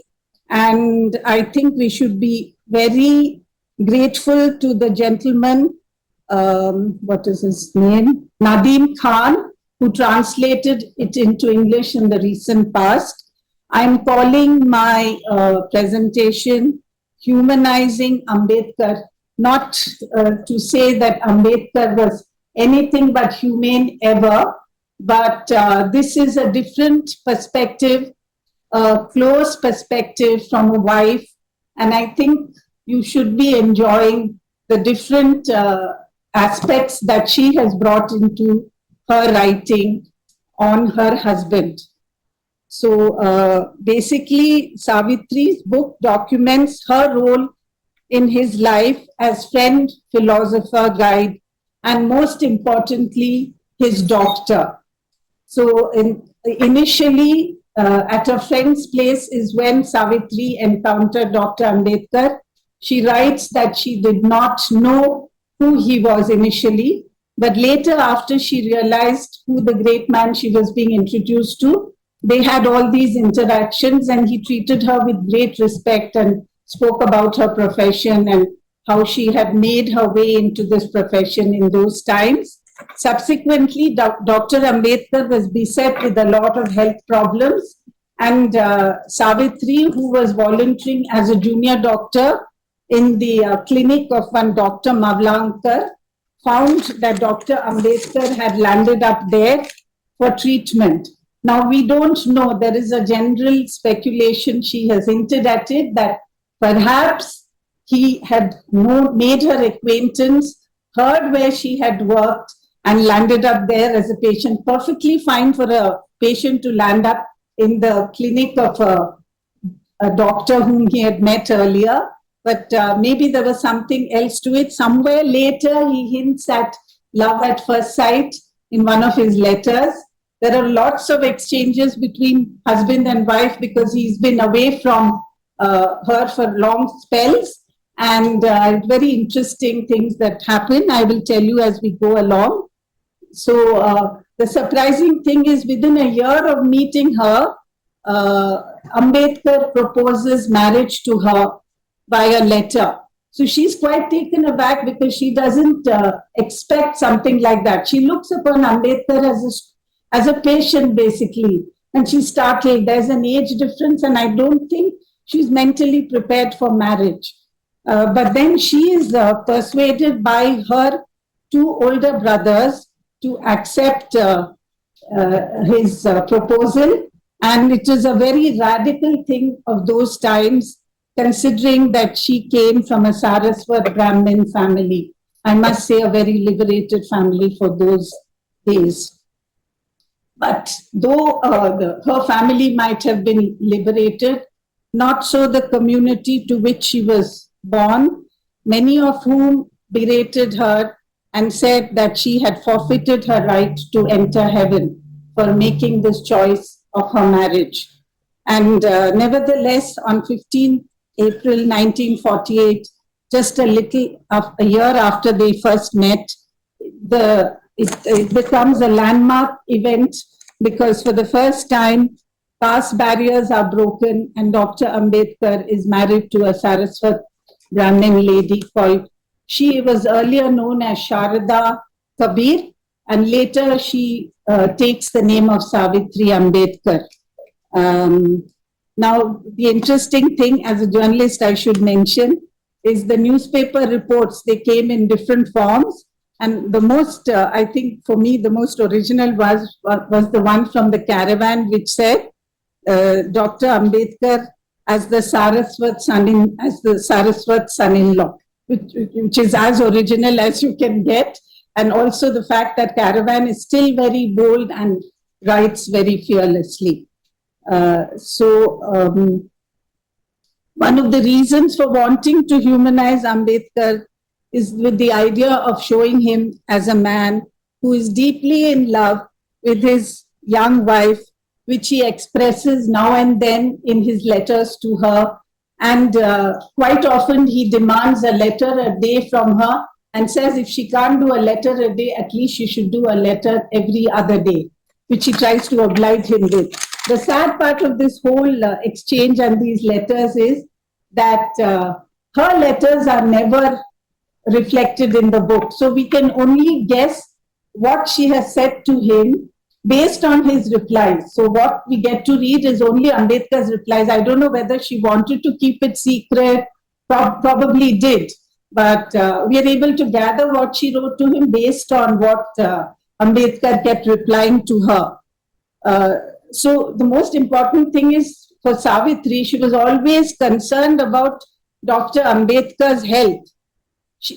We are made aware that he was terribly, terribly ill, and he was suffering from many chronic ailments like diabetes, high blood pressure, neuritis, and arthritis, rheumatic arthritis. Diabetes had hollowed out his body, and his rheumatic arthritis had kept him up many nights in agonizing pain. So with the woman's sensitivity, Savitri makes her husband's health problem to be the result of the deprivations that he has faced in his life. She makes a connection with the death of his mother at a tender age. After his mother's death, he loses 4 children, followed by the death of his first wife, Ramabai. And she feels all these blows in his life, these absences played a part in the deterioration of his health, not to forget the discriminations that he faced time and again from being called an untouchable and being treated as one.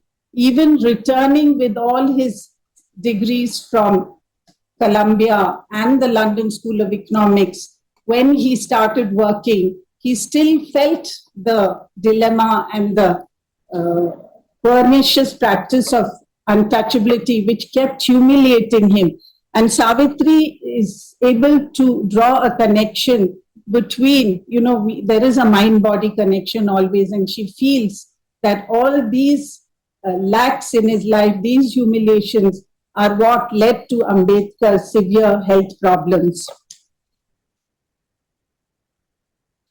And of course, all these personal humiliations are what finally made him take up the cause of fighting untouchability and made him one of the greatest champions of fighting the caste system. And despite the status that Savitri holds her husband in, he was a man who had great respect for women.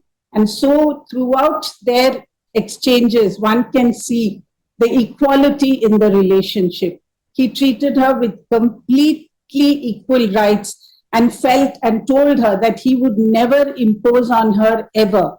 It was a relationship based on a lot of respect, and she understood the state of his being so beautifully. And through the book and through the letters, we seem to surmise that Ambedkar was a very lonely man. So despite all the fame of his fighting and all his admirers, excuse me, and all the people who looked up to him, Savitri senses a great loneliness in his life. All the deaths that he had to face of close relatives, his health problems, and maybe the humiliations made him a lonely soul. And she probably feels that she's the first person after the death of all these close people that he is able to have a personal relationship with and start communicating to her as someone he could open his heart out to. Probably he couldn't do that with anybody else in the way that you can do with your spouse if you're close to the spouse. He was really able to pour his heart out to her, and the letters reflect that, those exchanges very beautifully.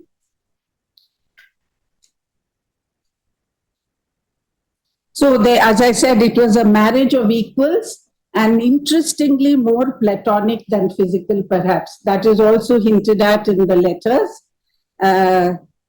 Through the book and her ministrations to him as a wife and a doctor, Savitri took care of his health and ensured that he was able to carry on some of the greatest tasks, the constitution, the fight for equality. All that happened, I think, post their marriage. So I think a great bit of credit can be given to Savitri for her role as a doctor and wife. And most of all, I would like to say in conclusion is that during Mrs. Gandhi's time, there was this emergency which gave problems to the Constitution of India. And now, as you know, many of you may know, we are going through what is called the silent emergency, where the Constitution is again at threat. And all of you as students of law and people who study the Constitution deeply, I hope that as young people, you will all rise up to protect the Constitution of India. And that is a pledge you can make to Dr. Ambedkar on his birthday and always. All that he fought for and stood for is all in your hands now, the young people, to protect the Constitution of India, which is under great threat now. And with that, I think I will end my presentation. And thank you all for inviting me. Jai Bhim. Thank you.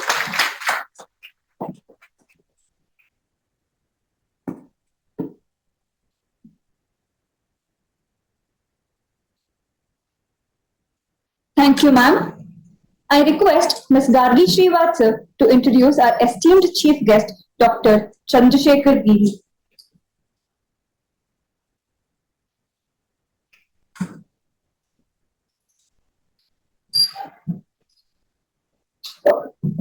A great man is different from an eminent one in that he is ready to be a servant of society.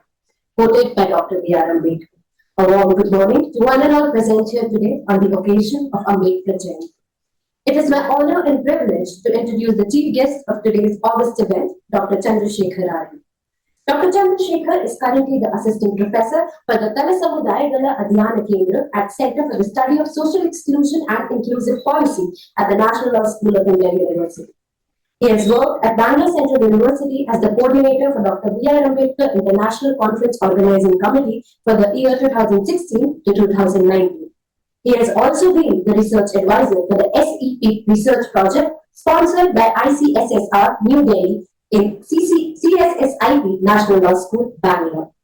Sir has undertaken esteemed positions in his career, along with being the assistant professor for Center of Women's Study, Kannada University, Hampi, and as a faculty for integrated course in the School of Social Science, Bangalore. Sir has completed his PhD from the Department of Sociology, Mangalore University. Apart from his illustrious career in teaching and in the field of academics, Dr. Chandrasekhar has been part of many conferences, including the Adobe Voice Program, the NGO Maya, Samvada, and many alike. He was the media coordinator in Human India, sponsored by Canada government's project Tree for Life. Apart from this, Sir has had a deep affiliation with the field of research, as evidenced by the countless surveys and workshops that he has been a party to. He has over 16 publications to his name, has taken hundreds of seminars and presentations on topics of high value. It is indeed an honor and inspiration for us to have you here today, sir.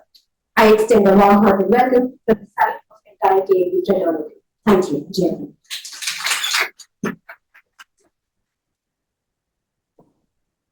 Thank you, Ms. Srivatsar. It is my pleasure to invite our esteemed chief guest, Dr. Chandrasekhar Arvi, to share his pearls of wisdom.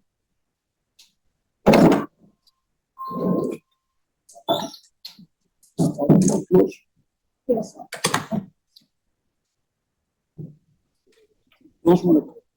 Yeah, like close.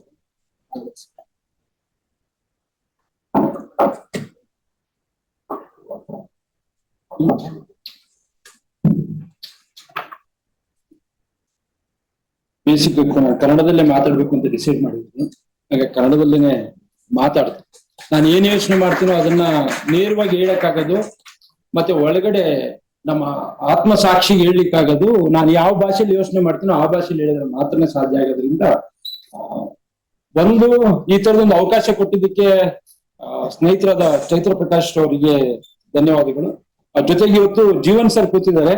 Actually ನಾನು direct ಆಗಿ ಎಲ್ಲೋ ಅವ್ರ students ಅಲ್ಲ, but ಅವ್ರ writings ಅನ್ನ ಅವ್ರ ಬೇರೆ ಬೇರೆ ಇದರಲ್ಲಿ ನಾನು ಅವ್ರನ್ನ ಕೇಳಿದೀನಿ. ಮತ್ತೆ ಅವ್ರ ಬಗ್ಗೆ ಬೆಂಗಳೂರು ಯೂನಿವರ್ಸಿಟಿ ನಮ್ಗೆ ವಿಶೇಷವಾದಂತ ಗೌರವನು ಇರೋದ್ರಿಂದ ಸ್ವಲ್ಪ ಭಯನೂ ಇದೆ.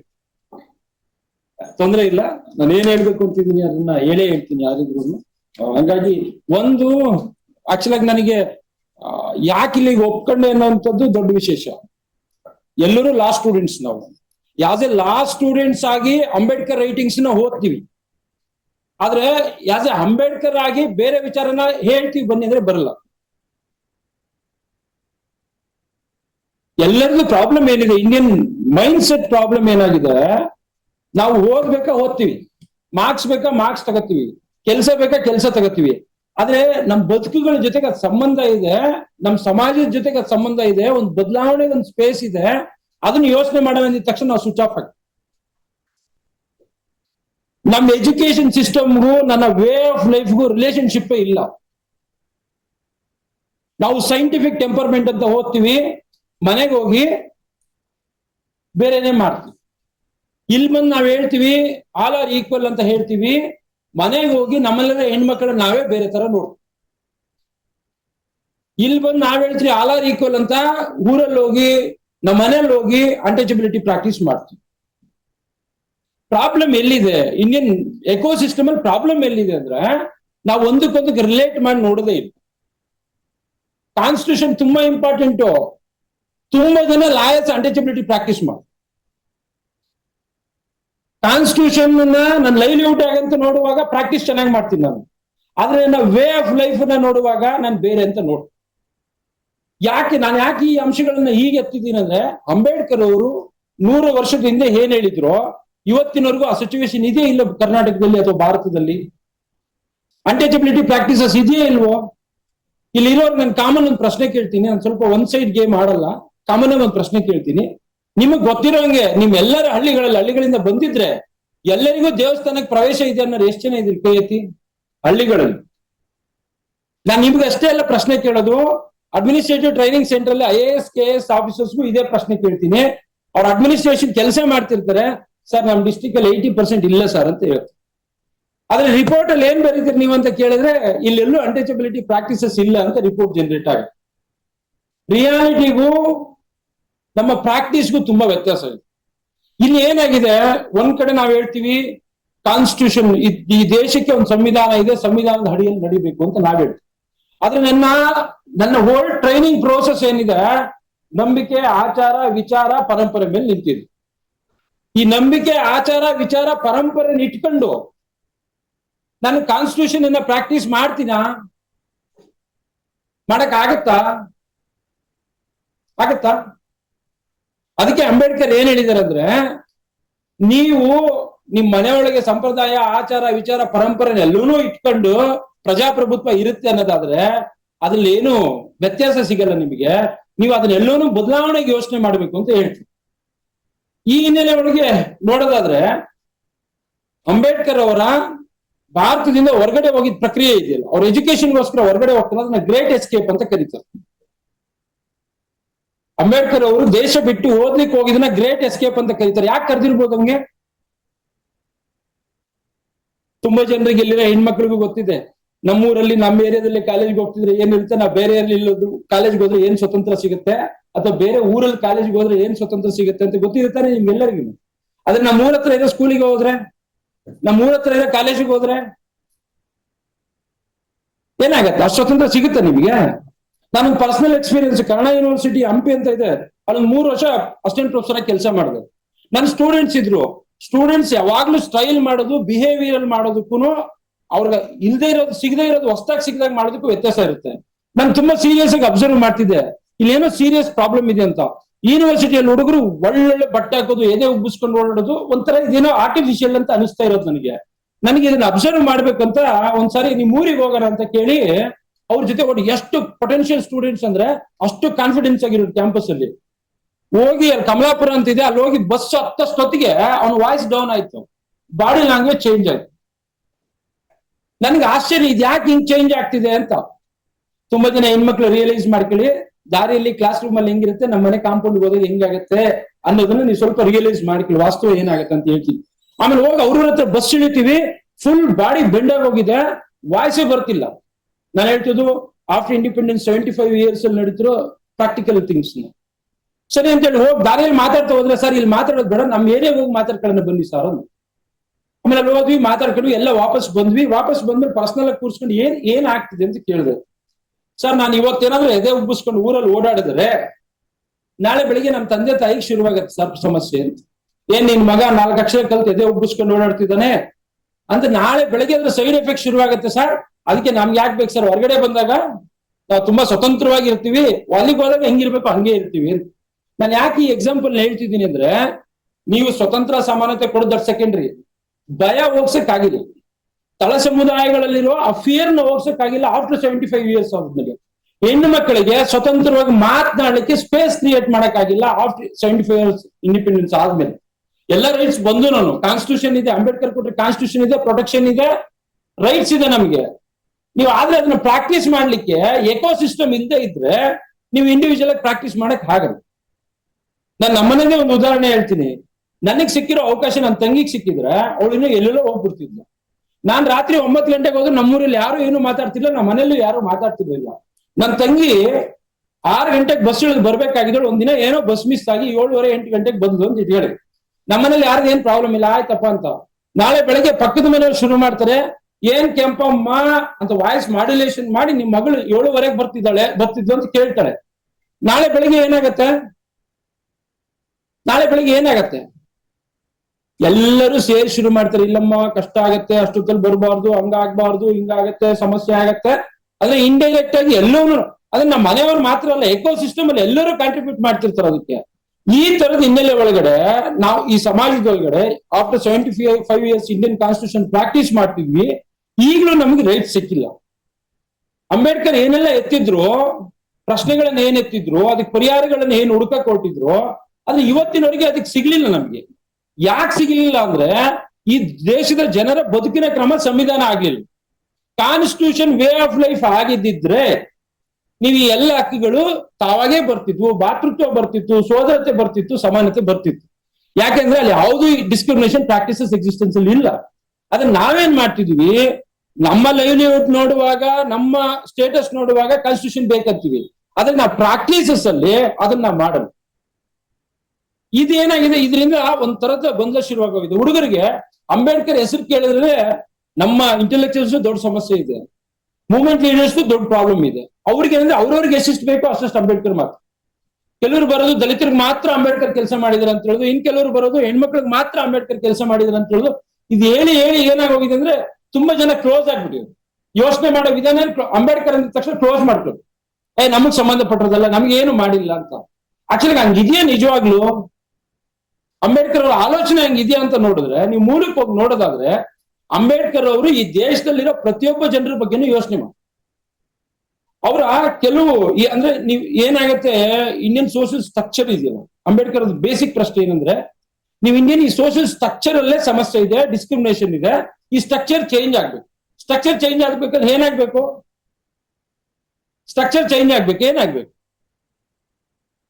ಅವರ ಜಾತಿ ವಿನಾಶ ಅಂತ ಒಂದು ಪುಸ್ತಕ ಇದೆ, ಅಲಿನೇಷನ್ ಆಫ್ ಕಾಸ್ಟ್ ಅಂತ ಒಂದು ಪುಸ್ತಕ ಇದೆ.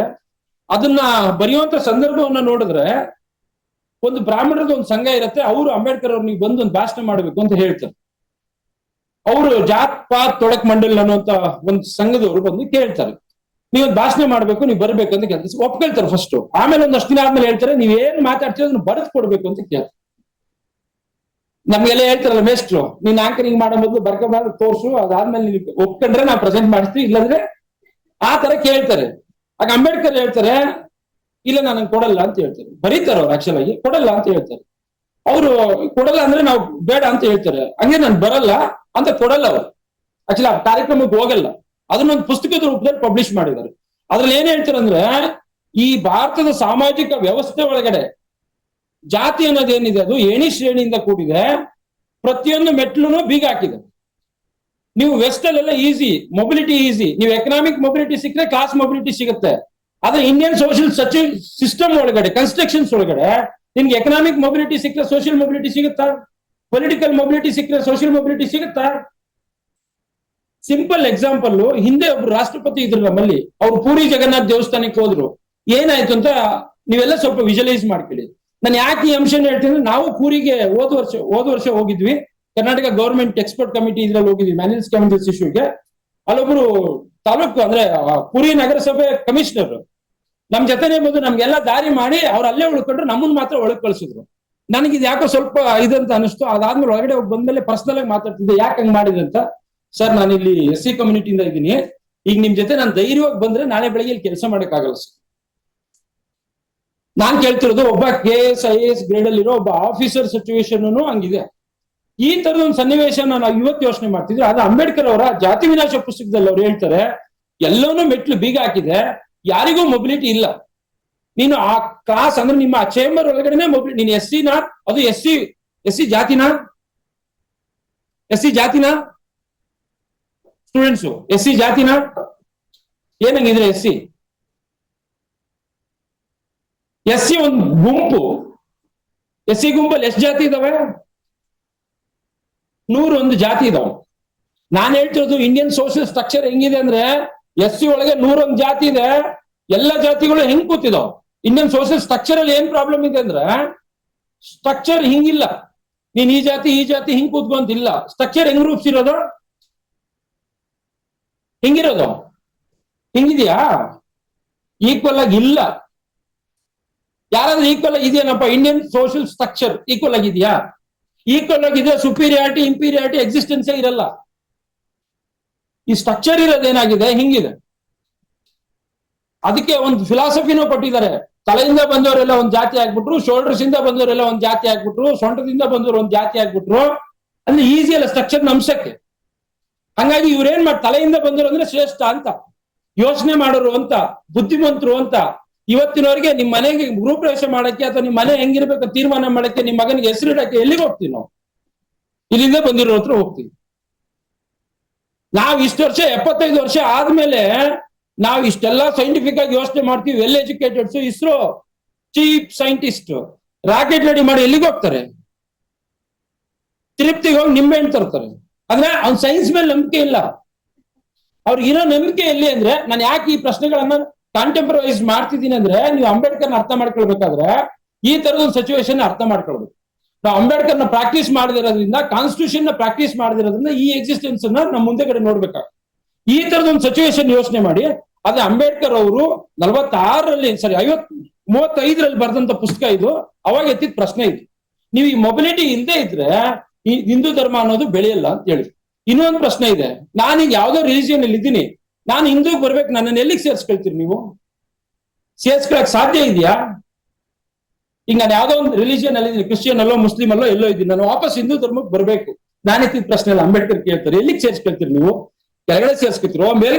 ಯಾಕಂದ್ರೆ ಸ್ಟ್ರಕ್ಚರ್ ಬೇರೆ ಬೇರೆ ಹೈರಾರ್ಕಿಗಳಿರೋದ್ರಿಂದ ಎಲ್ಲಿಗೆ ಸೇರ್ಸ್ಕೊಳ್ತೀರಿ ನೀವು ಅನ್ನೋ ಪ್ರಶ್ನೆ ಹೇಳ್ತಾರೆ. ಹಂಗಾಗಿ ಇದು ಕ್ಲೋಸ್ ಡೋರ್ ಸೊಸೈಟಿ, ವಿಸ್ತಾರ ಆಗಲ್ಲ, ಬೆಳೆಯಲ್ಲ, ಈ ಧರ್ಮನೂ ಬೆಳೆಯಲ್ಲ, ಇಲ್ಲಿರೋ ಇದನ್ನು ಬೆಳೆಯಲ್ಲ. ಹಂಗಾಗಿ ಇದನ್ನ ಸ್ಟ್ರಕ್ಚರ್ ಚೇಂಜ್ ಮಾಡ್ಬೇಕು. ಸ್ಟ್ರಕ್ಚರ್ ಚೇಂಜ್ ಮಾಡ್ಬೇಕಾದ್ರೆ ಏನ್ ಮಾಡ್ಬೇಕು ಅಂತೇಳಿ ಅದ್ರಲ್ಲಿ ಪ್ರಶ್ನೆ ಶುರು ಮಾಡಿ, ಈ ಜಾತಿ ಅನ್ನುವಂತ ಎಕ್ಸಿಸ್ಟೆನ್ಸ್ ಇದೆಲ್ಲ ಇದನ್ನೇ ಹೋಗ್ಬೇಕು ಅನ್ನುವಂತ ಪ್ರಶ್ನೆಯನ್ನ ಮುಂದೆಗಡೆ ಇಡ್ತಾರೆ. ಆ ಹಿನ್ನೆಲೆ ಒಳಗೆ ನಾವು ಸ್ವಲ್ಪ ಬೇರೆ ತರ ಯೋಚನೆ ಮಾಡ್ಬೇಕಾಗತ್ತೆ ಅನ್ನೋದು. ಅವ್ರದ್ದು ಇನ್ನೊಂದು ಪುಸ್ತಕ ಇದೆ, ರೆವಲ್ಯೂಷನ್ ಕೌಂಟರ್ ರೆವಲ್ಯೂಷನ್ ಅಂತ.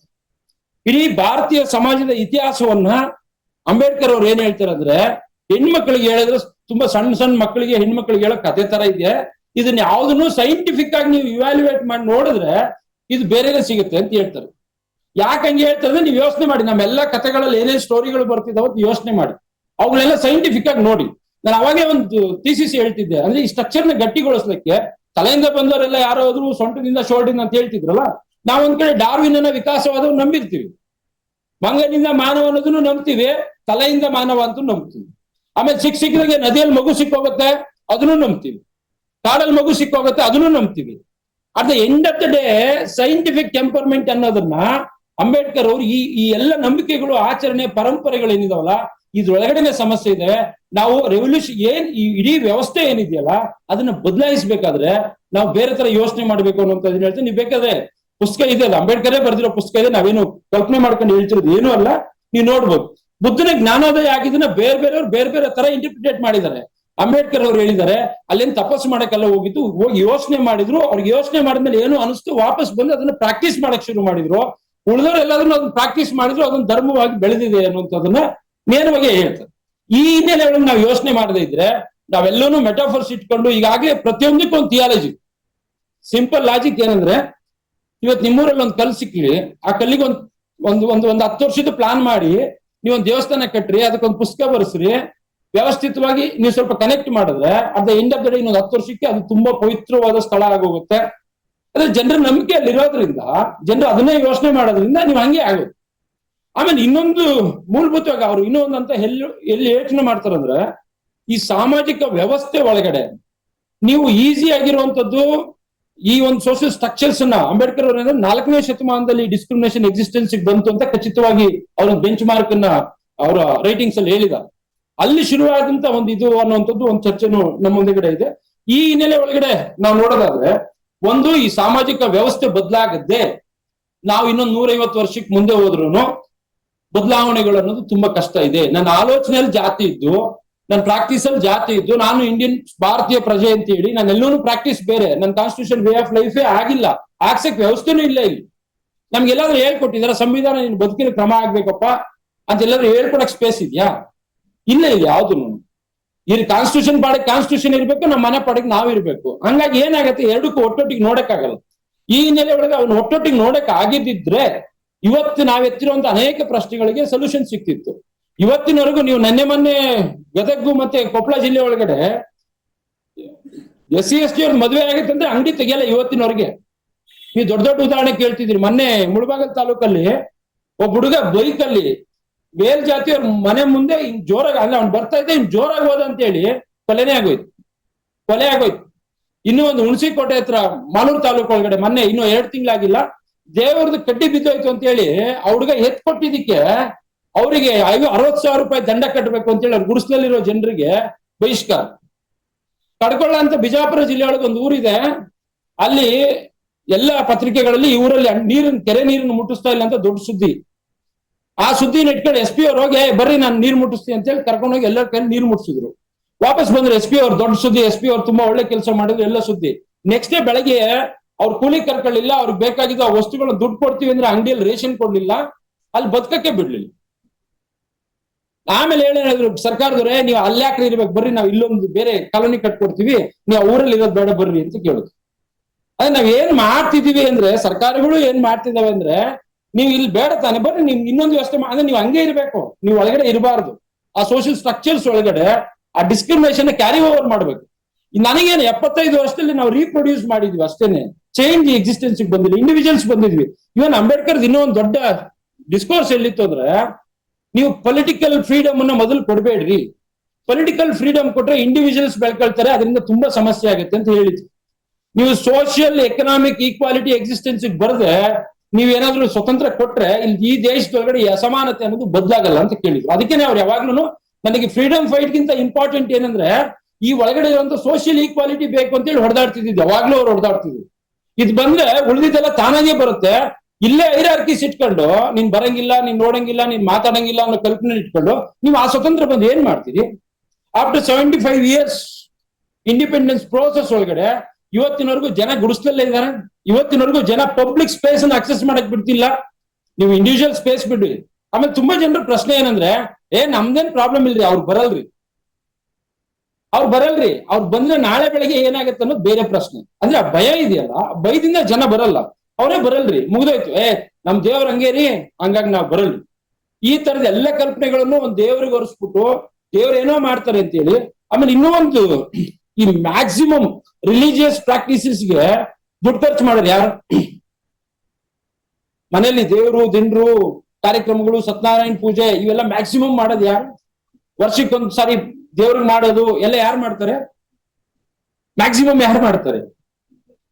ಏನು ಇಲ್ಲದೆ ಇದ್ರು ಒಂದ್ ವರ್ಷಕ್ಕೆ 30-40 ಸಾವಿರ ಸಾಲ ಮಾಡಿ ಆದ್ರೂ ಕೂಲಿ ಮಾಡೋ ಜನ ದೇವ್ರಿಗೆ ಹೋಗ್ತಾರೆ. ಆದ್ರೆ ಶ್ರೀಮಂತರು ಅಂದ್ರೆ ಮೇಲ್ಜಾತಿಗಳಲ್ಲಿರುವಂತವ್ರು ಒಂದ್ ದಿನಾನು ಒಬ್ಬರು ನಮ್ಮ ಮನೇಲಿ ಸತ್ಯನಾರಾಯಣ ಪೂಜೆ ಮಾಡಿದೀವಿ ಬನ್ನಿ ಊಟ ಮಾಡಿ ಅಂತ ಒಂದ್ ದಿನನೂ ಕರೆದಿಲ್ಲ. ಆದ್ರೆ ನಮ್ ಜನ ಎಲ್ಲರೂ ಸಾಲ ಮಾಡಾದ್ರೂ ತನ್ನ ಬದುಕಕ್ಕಿಲ್ಲ ಅಂದ್ರೂ ಆದ್ರೆ ದೇವ್ರ ಬಗ್ಗೆ ಅಷ್ಟು ಭಕ್ತಿ. ಈ ತರದ ಹಿನ್ನೆಲೆಗಳನ್ನ ಇಟ್ಕೊಂಡು ನಾವು ನೋಡೋದಾದ್ರೆ ನಮ್ಮ ಒಳಗಡೆ ಏನ್ ಆಗ್ತಿದೆ ನಮ್ಮ ಸಾಮಾಜಿಕ ವ್ಯವಸ್ಥೆ ಒಳಗಡೆ ಸ್ವಲ್ಪ ಕ್ರಿಟಿಕಲ್ ವ್ಯೂಸ್ ಅಲ್ಲಿ ನೋಡೋದಾದ್ರೆ, ಅಂಬೇಡ್ಕರ್ ಅವತ್ತು ಹೇಳಿದ್ರು ದೇವದಾಸಿ ಪದ್ಧತಿ ಇತ್ತು, ಅದು ಹೋಗ್ಬೇಕು ಅಂತ ಹೇಳಿದ್ರು. ಇವತ್ತಿನವರೆಗೆ ಕರ್ನಾಟಕದಲ್ಲಿ ದೇವದಾಸಿ ಪದ್ಧತಿ ಪ್ರಾಕ್ಟೀಸಸ್ ಇದೆ. ಕರ್ನಾಟಕದ 14 ಜಿಲ್ಲೆಗಳಲ್ಲಿ ದೇವದಾಸಿ ಪದ್ಧತಿ ಎಕ್ಸಿಸ್ಟೆನ್ಸ್ ಅಲ್ಲಿ ಇದೆ. ವಾರದ ಹಿಂದೆ ಬಳ್ಳಾರಿ ಜಿಲ್ಲೆ ಒಳಗಡೆ ಒಂದು ಕೇಸ್ ಪೊಲೀಸ್ ಸ್ಟೇಷನ್ ಹೋಗಿ ರಿಜಿಸ್ಟ್ರೇಷನ್ ಆಗಿದೆ. ಅಂದ್ರೆ ದೇವರಿಗೆ ಹೆಣ್ಮಕ್ಳನ್ನ ಬಿಡುವಂತ ಒಂದು ಪದ್ಧತಿ, ದೇವರಿಗೆ ದಾಸಿ ಪರಿಕಲ್ಪನೆ ಒಳಗಡೆ ಯಾವತ್ತೋ ಯಾರೋ ಮಾಡಿದ್ರು, ಅವತ್ತೇ ಅಂಬೇಡ್ಕರ್ ಅದ್ರಲ್ಲೇ ಜಾತಿ ವಿನಾಶ ಪುಸ್ತಕದಲ್ಲಿ ಹೇಳಿದಾರೆ ಅದನ್ನು. ಈ ತರದ ಪ್ರಾಕ್ಟೀಸಸ್ ಎಲ್ಲ ಎಕ್ಸಿಸ್ಟೆನ್ಸ್ ಅಲ್ಲಿ ಇದೆ ಅಂತ ಇವತ್ತು ಹಂಗೆ ಇದೆ.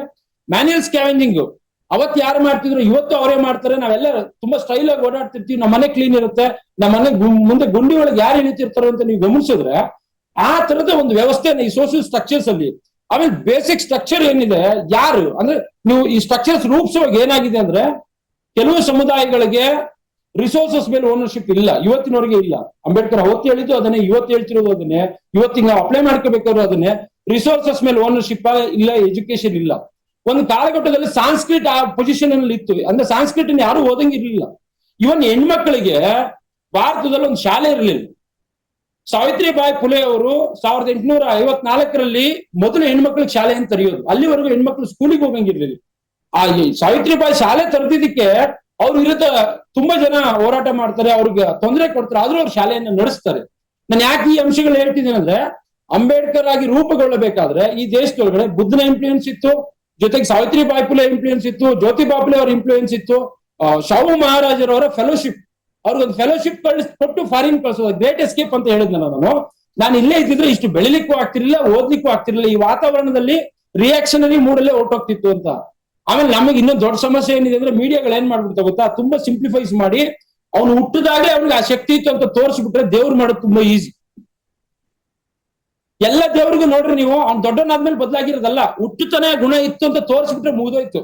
ನಮ್ಮ ಈ ಸೀರಿಯಲ್ ಒಂದು ಬರ್ತಿದಿಲ್ಲ ದೊಡ್ಡ, ಅದ್ರಲ್ಲಿ ಏನ್ ಮಾಡ್ತಿದ್ದಾರೆ ಪಾಲಿಟಿಕ್ಸ್ ಅಂತ ನೀವು ಯೋಚನೆ ಮಾಡಿದ್ರೆ, ಇನ್ನೊಂದು 10 ವರ್ಷ ಇರಿ ಅದೇ ಥ್ರೆಡ್ ಅನ್ನು ಇಟ್ಕೊಂಡು ಅಂಬೇಡ್ಕರ್ ದೇವರಾಗಿದ್ರು, ಹಂಗಾಗಿ ಅಷ್ಟು ಮಾಡ್ಲಿಕ್ಕಾಯ್ತು, ಸಾಮಾನ್ಯ ಮನುಷ್ಯನಿಗೆ ಅಷ್ಟು ಮಾಡಕ್ ಆಗ್ತಿರ್ಲಿಲ್ಲ, ದೈವ ಶಕ್ತಿ ಇತ್ತು ಅವ್ರಿಗೆ ಅಂತ ಹೇಳಿ ಅವ್ನು ಇನ್ನೊಂದು ಪರಂಪರೆ ಕನೆಕ್ಟ್ ಮಾಡ್ಬೋದು. ಮಂಟಸ್ವಾಮಿ ನಮ್ಗೆ ಗೊತ್ತಿದೆ ಮನುಷ್ಯ ಅಂತ, ಬಸವಣ್ಣ ಮನುಷ್ಯ ಅಂತ ಗೊತ್ತಿದೆ, ಎಲ್ಲರೂ ನೀವು ಯಾವ್ದೇ ಇವನ್ ಯೇಸು ಮನುಷ್ಯ ಅಂತ ಗೊತ್ತಿದೆ, ಮೊಹಮ್ಮದ್ ಪೈಗಂಬರ್ ಮನುಷ್ಯ ಅಂತ ಗೊತ್ತಿದೆ, ಎಲ್ಲರೂ ಮನುಷ್ಯರೇ.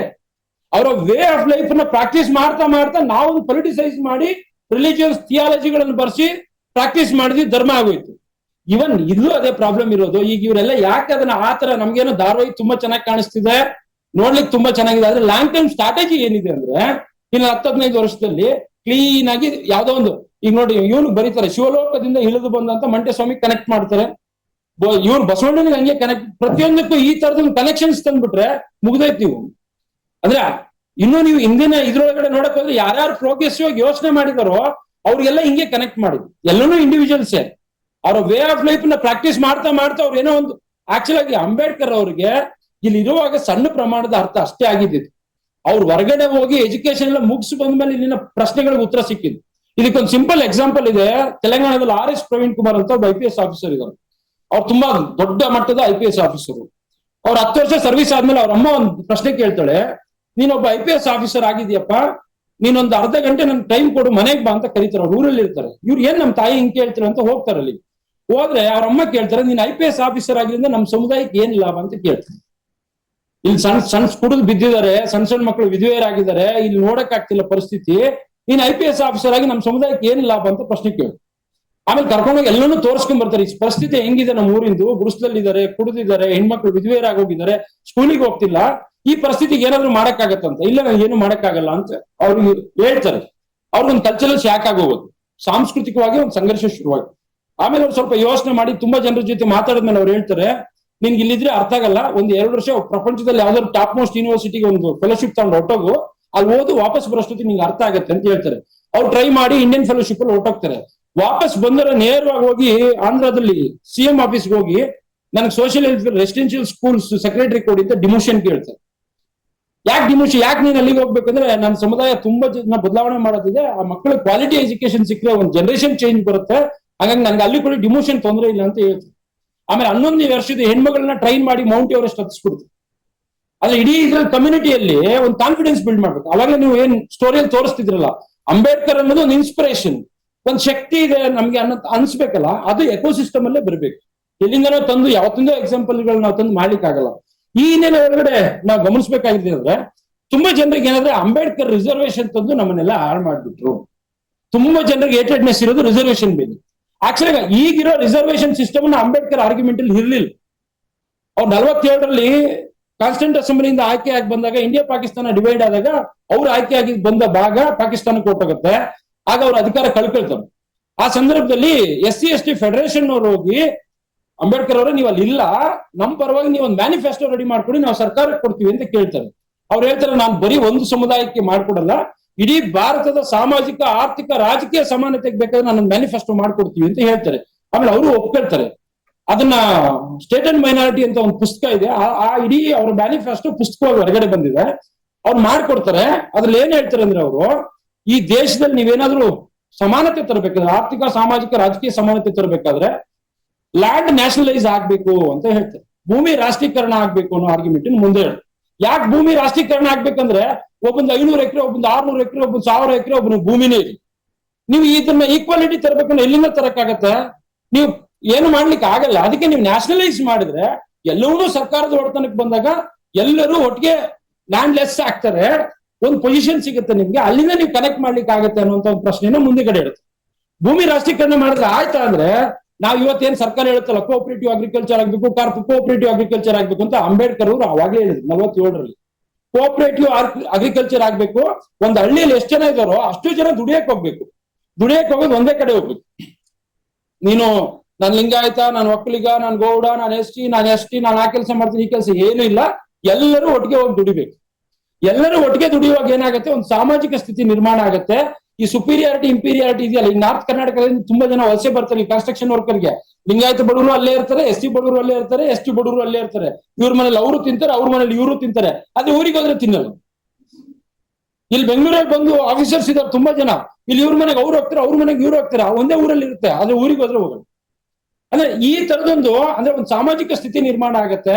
ಆಗ ಅಂತರ್ಜಾತೀಯ ವಿವಾಹಗಳು ನೈಸರ್ಗಿಕ ಪ್ರಕ್ರಿಯೆಗಳಾಗೋಗ್ತವೆ. ಈ ಕ್ಯಾಸ್ಟ್ ಇಂಪೀರಿಯಾರಿಟಿ ಸುಪೀರಿಯಾರಿಟಿ ಹೊರಟೋಗುತ್ತೆ. ಹಂಗಾಗಿ ಒಂದು ಎಕೋಸಿಸ್ಟಮ್ ಅನ್ನ ಕ್ರಿಯೇಟ್ ಮಾಡಬಹುದು ಅಂತ ಹೇಳಿದ್ರು. ಸರಿ ಆಯ್ತಪ್ಪ, ಭೂಮಿ ರಾಷ್ಟ್ರೀಕರಣ ಆಯ್ತು, ಇದು ಇಷ್ಟಕ್ಕೆ ಸಾಧ್ಯ ಆಗತ್ತಾ ಅನ್ನೋ ಪ್ರಶ್ನೆ ಇಟ್ಟಾಗ ಬರೋ ಲಾಭನ ಎಲ್ಲರಿಗೂ ಸಮಾನವಾಗಿ ಹಂಚಿ. ಕೋಆಪರೇಟಿವ್ ಅಗ್ರಿಕಲ್ಚರ್ ಬಂದ್ರೆ, ಸಹಕಾರ ಕೃಷಿ ಪದ್ಧತಿಯಲ್ಲಿ ಬರೋ ಲಾಭನ ಎಲ್ರಿಗೂ ಹಂಚಿ ಮತ್ತೆ ಸರ್ಕಾರ ನಡೆಸಿ, ನೀವು ಕಾಮನ್ ಆಗಿ ಶೇರ್ ಮಾಡಿ, ರಿಸೋರ್ಸಸ್ ನ ಶೇರ್ ಮಾಡೋ ಕಾಮನ್ ಮಾಡಿ ಅಂತ ಹೇಳಿದ್ರು. ಇನ್ನೊಂದು ಹೆಜ್ಜೆ ಮುಂದೆ ಹೋಗಿ ಅವ್ರು ಏನ್ ಹೇಳಿದ್ರು ಅಂದ್ರೆ, ಸರಿ ಭೂಮಿ ಏನೋ ಇದಾಯ್ತು, ಈ ಅಗ್ರಿಕಲ್ಚರ್ ಪ್ರೋಸೆಸ್ ಅಲ್ಲಿ ಇದಾಯ್ತು, ಮತ್ತೆ ಸ್ಕೂಲ್ ಸಿಸ್ಟಮ್ ನೀವು ಇಲ್ಲೇನೋ ಸಮಾನತೆ ಮಾಡ್ತೀರಿ, ಒಬ್ಬರ ಮಗ ಇಂಟರ್ನ್ಯಾಷನಲ್ ರೆಸಿಡೆನ್ಶಿಯಲ್ ಸ್ಕೂಲ್, ಒಬ್ಬ ನ್ಯಾಷನಲ್ ರೆಸಿಡೆನ್ಶಿಯಲ್ ಸ್ಕೂಲು, ಏನೋ ಇಲ್ಲದ ಮಕ್ಕಳು ಸರ್ಕಾರಿ ಸ್ಕೂಲ್. ಈಗಿನ ಎಲ್ಲಿ ಬಗೆಹರಿಸ್ಬೇಕಂದ್ರೆ ಎಜುಕೇಶನ್ ನ್ಯಾಷನಲೈಸ್ ಆಗ್ಬೇಕು, ಶಿಕ್ಷಣವನ್ನ ರಾಷ್ಟ್ರೀಕರಣ ಮಾಡ್ಬಿಡಿ, ಒಬಾಮ ಮಗನೂ ಒಂದೇ ಸ್ಕೂಲಿಗೆ ಹೋಗ್ತಾನೆ, ಅವ್ರ ಡ್ರೈವರ್ ಮಗನೂ ಒಂದೇ ಸ್ಕೂಲಿಗೆ ಹೋಗ್ತಾನೆ. ಆ ಸಿಸ್ಟಮ್ ಇಲ್ಲಿ ಎಕ್ಸಿಸ್ಟೆನ್ಸಿಗೆ ಬರ್ಬೇಕಾಗತ್ತೆ. ಎಲ್ಲರ ಮಕ್ಕಳು ಒಂದೇ ಸ್ಕೂಲಿಗೆ ಹೋಗ್ಲಿ. ಈಗ ನೋಡ್ರಿ, ಗೌರ್ಮೆಂಟ್ ಸ್ಕೂಲಲ್ಲಿ ಯಾರಿದ್ದಾರೆ ಕರ್ನಾಟಕದಲ್ಲಿ? ಎಲ್ಲಾ ಜಾತಿಯಲ್ಲಿರೋ ಬಡವರು, ಅಂದ್ರೆ ಪ್ರೈವೇಟ್ ಸ್ಕೂಲಿಗೆ ಫೀಸ್ ಕಟ್ಟಕ್ ಆಗಲ್ಲ ಅಂತಿರೋರ್ ಮಕ್ಕಳು ಮಾತ್ರ ಇರೋದು, ಬೇರೆ ಯಾರು ಇಲ್ಲ. At the end of the day quality ಅಂತ ನೋಡುವಾಗ ಏನಾಗತ್ತೆ? ಅದಕ್ಕೆ ಅವ್ರು ಏನ್ ಹೇಳಿದ್ರು, ಈ ಸ್ಕೂಲ್ ಸಿಸ್ಟಮ್ ಅನ್ನ ನ್ಯಾಷನಲೈಸ್ ಮಾಡ್ಬಿಟ್ಟು ಎಲ್ಲರಿಗೂ ಒಂದೇ. ನೀನ್ ಲಾ ಓದ್ತೀಯಾ, ನ್ಯಾಷನಲ್ ಲಾ ಸ್ಕೂಲ್ ಅಲ್ಲಿ ತುಂಬಾ ದೊಡ್ಡ ಎಜುಕೇಶನ್ ಕೊಡ್ತೀವಿ, KLU ತುಂಬಾ ಕಡಿಮೆ, ಗೌರ್ಮೆಂಟ್ ಕಾಲೇಜ್ ಯಾವ್ದು ಇಲ್ಲ. ಲಾ ಓದ್ತೀವಿ, ಎಲ್ಲರಿಗೂ ಒಂದೇ ಲಾ ಸ್ಕೂಲ್, ಎಲ್ಲರಿಗೂ ಒಂದೇ ಸಿಲೆಬಸ್, ಓದ್ರಿ ನೀವು. ಆ ತರದ ಒಂದು ಸಿಸ್ಟಮ್ ಅನ್ನ ಕ್ರಿಯೇಟ್ ಮಾಡ್ಬೇಕು ಅಂತೇಳಿ ನ್ಯಾಷನಲೈಸ್ ಮಾಡಿ ಅಂತ ಹೇಳಿದ್ರು. ಇನ್ನೊಂದು ಹೆಜ್ಜೆ ಮುಂದೆ ಹೋಗಿ ನ್ಯಾಚುರಲ್ ರಿಸೋರ್ಸಸ್ ಏನಿದೆ, ಎಲ್ಲಾ ನ್ಯಾಚುರಲ್ ರಿಸೋರ್ಸಸ್ ನ ನ್ಯಾಷನಲೈಸ್ ಮಾಡಿ ವ್ಯಕ್ತಿಗೆ ಎಷ್ಟು ಬಳಸ್ಕೊಳಕ್ ಅವಶ್ಯಕತೆ ಇದೆಯೋ ಅಷ್ಟನ್ನು ಮಾತ್ರ ಅವ್ರಿಗೆ ಬಳಸ್ಕೊಳಕ್ ಕೊಡಿ, ಅದನ್ನ ವ್ಯಾಪಾರಕ್ಕೆ ಕನ್ವರ್ಟ್ ಮಾಡಬೇಡಿ, ಅದೇನೇ ಮಾಡೋದಿದ್ರು ಸರ್ಕಾರ ಮಾಡಬೇಕು ಅಂತ ಹೇಳಿದ್ರು. ಜೊತೆ ಕೈಗಾರಿಕೆಗಳನ್ನು ರಾಷ್ಟ್ರೀಕರಣ ಮಾಡಿ ಯಾವುದೂ ಪ್ರೈವೇಟ್ ಎಕ್ಸಿಸ್ಟೆನ್ಸ್ ಇರಬಾರ್ದು. ಈಗ ನಾವೆಲ್ಲ ರಿವರ್ಸ್, ಎಲ್ಲೂ ಅಂಬೇಡ್ಕರ್ ಏನ್ ಆಲೋಚನೆಗಳು ಹೇಳಿದ್ರು ಅದಕ್ಕೆಲ್ಲ ರಿವರ್ಸ್ ಆಗ್ತಿದ್ವಿ. ಹಂಗಾಗಿ ಕ್ಯಾಪಿಟಲಿಸಂ ಬಂದ್ ನಮ್ಮ ಮುಂದೆ ಕಡೆ ಕೂತ್ಕೊತಿದ್ವಿ, ಇರೋ ಗೌರ್ಮೆಂಟ್ ನೆಲ್ಲ ಪ್ರೈವೇಟ್ ಮಾಡ್ತಿದ್ವಿ. ನೀವು ಈ ಸೋಷಿಯಲ್ ಸೆಕ್ಯೂರಿಟಿ, ಸೋಷಿಯಲ್ ಜಸ್ಟಿಸ್ ಎಲ್ಲ ಯೋಚನೆ ಮಾಡ್ಬೇಕಾದ್ರೆ ಗೌರ್ಮೆಂಟ್ ಸಿಸ್ಟಮ್ ಎಕ್ಸಿಸ್ಟೆನ್ಸ್ ಇದ್ರೆ ಮಾತ್ರ ಸಾಧ್ಯ. ನೀವು ಕಾನ್ಸ್ಟಿಟ್ಯೂಷನ್ ಏನು ಚೇಂಜ್ ಮಾಡ್ಬೇಕಾಗಿಲ್ಲ, ಹೋಲ್ ಗೌರ್ಮೆಂಟ್ ಸಿಸ್ಟಮ್ ಅನ್ನ ನೀವು ಪ್ರೈವೇಟೈಸ್ ಮಾಡ್ಬಿಟ್ರೆ ಈ ಏನ್ ಸೋಷಿಯಲ್ ಜಸ್ಟಿಸ್ ಅಂತ ಯೋಚನೆ ಮಾಡ್ತಿದ್ರೆ ಅದು ಯಾವುದಕ್ಕೂ ಸ್ಪೇಸ್ ಇಲ್ದಿರೋಂತ ಒಂದು ವಾಸ್ತವ ಸ್ಥಿತಿ ಕ್ರಿಯೇಟ್ ಆಗಿದೆ. ಆ ಎಲ್ಲ ಇದನ್ನ ಇಟ್ಕೊಂಡು ಅದನ್ನು ರಾಷ್ಟ್ರೀಕರಣ ಮಾಡಿ ಅಂತ ಹೇಳಿದ್ರು.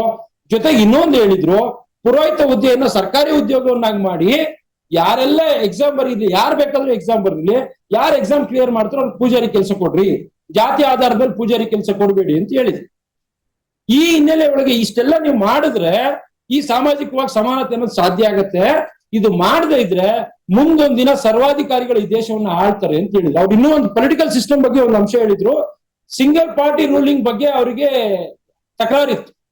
ಅಂದ್ರೆ ಒಂದು ಪಾರ್ಟಿ ಅಧಿಕಾರಕ್ಕೆ ಬಂತು, ಎಲ್ಲ ಮಿನಿಸ್ಟ್ರಿಗಳು ಅವ್ರು ಇರಬಾರ್ದು, ಒಬ್ಬರು ಪಾರ್ಟಿ ಅವ್ರ PM ಇದ್ರೆ ಮಿನಿಸ್ಟರ್ಸ್ ಬೇರೆ ಪಕ್ಷದಿಂದನೂ ಆಯ್ಕೆ ಆಗಿರೋದನ್ನ ಮಿನಿಸ್ಟರ್ಸ್ ಮಾಡ್ಬೇಕು ಅಂತ ಆರ್ಗ್ಯುಮೆಂಟ್ ಇಟ್ಟಿದ್ರು. ಯಾಕೆಂದ್ರೆ ಈ ಇಂಡಿವಿಜುವಲ್ಸ್ ಆಗಿ ಡಿಕ್ಟೇಟರ್ಶಿಪ್ಸ್ ಎಕ್ಸಿಸ್ಟೆನ್ಸ್ ಬಂದು ವ್ಯಕ್ತಿ ಕಮ್ಯುನಲೈಸ್ ಆಗುತ್ತೆ ಇಡೀ ಸಿಸ್ಟಮ್ ಅಂತೇಳಿ ಇವತ್ತಲ್ಲ 47ರಲ್ಲಿ ಅಂಬೇಡ್ಕರ್ ಹೇಳಿದ್ರು.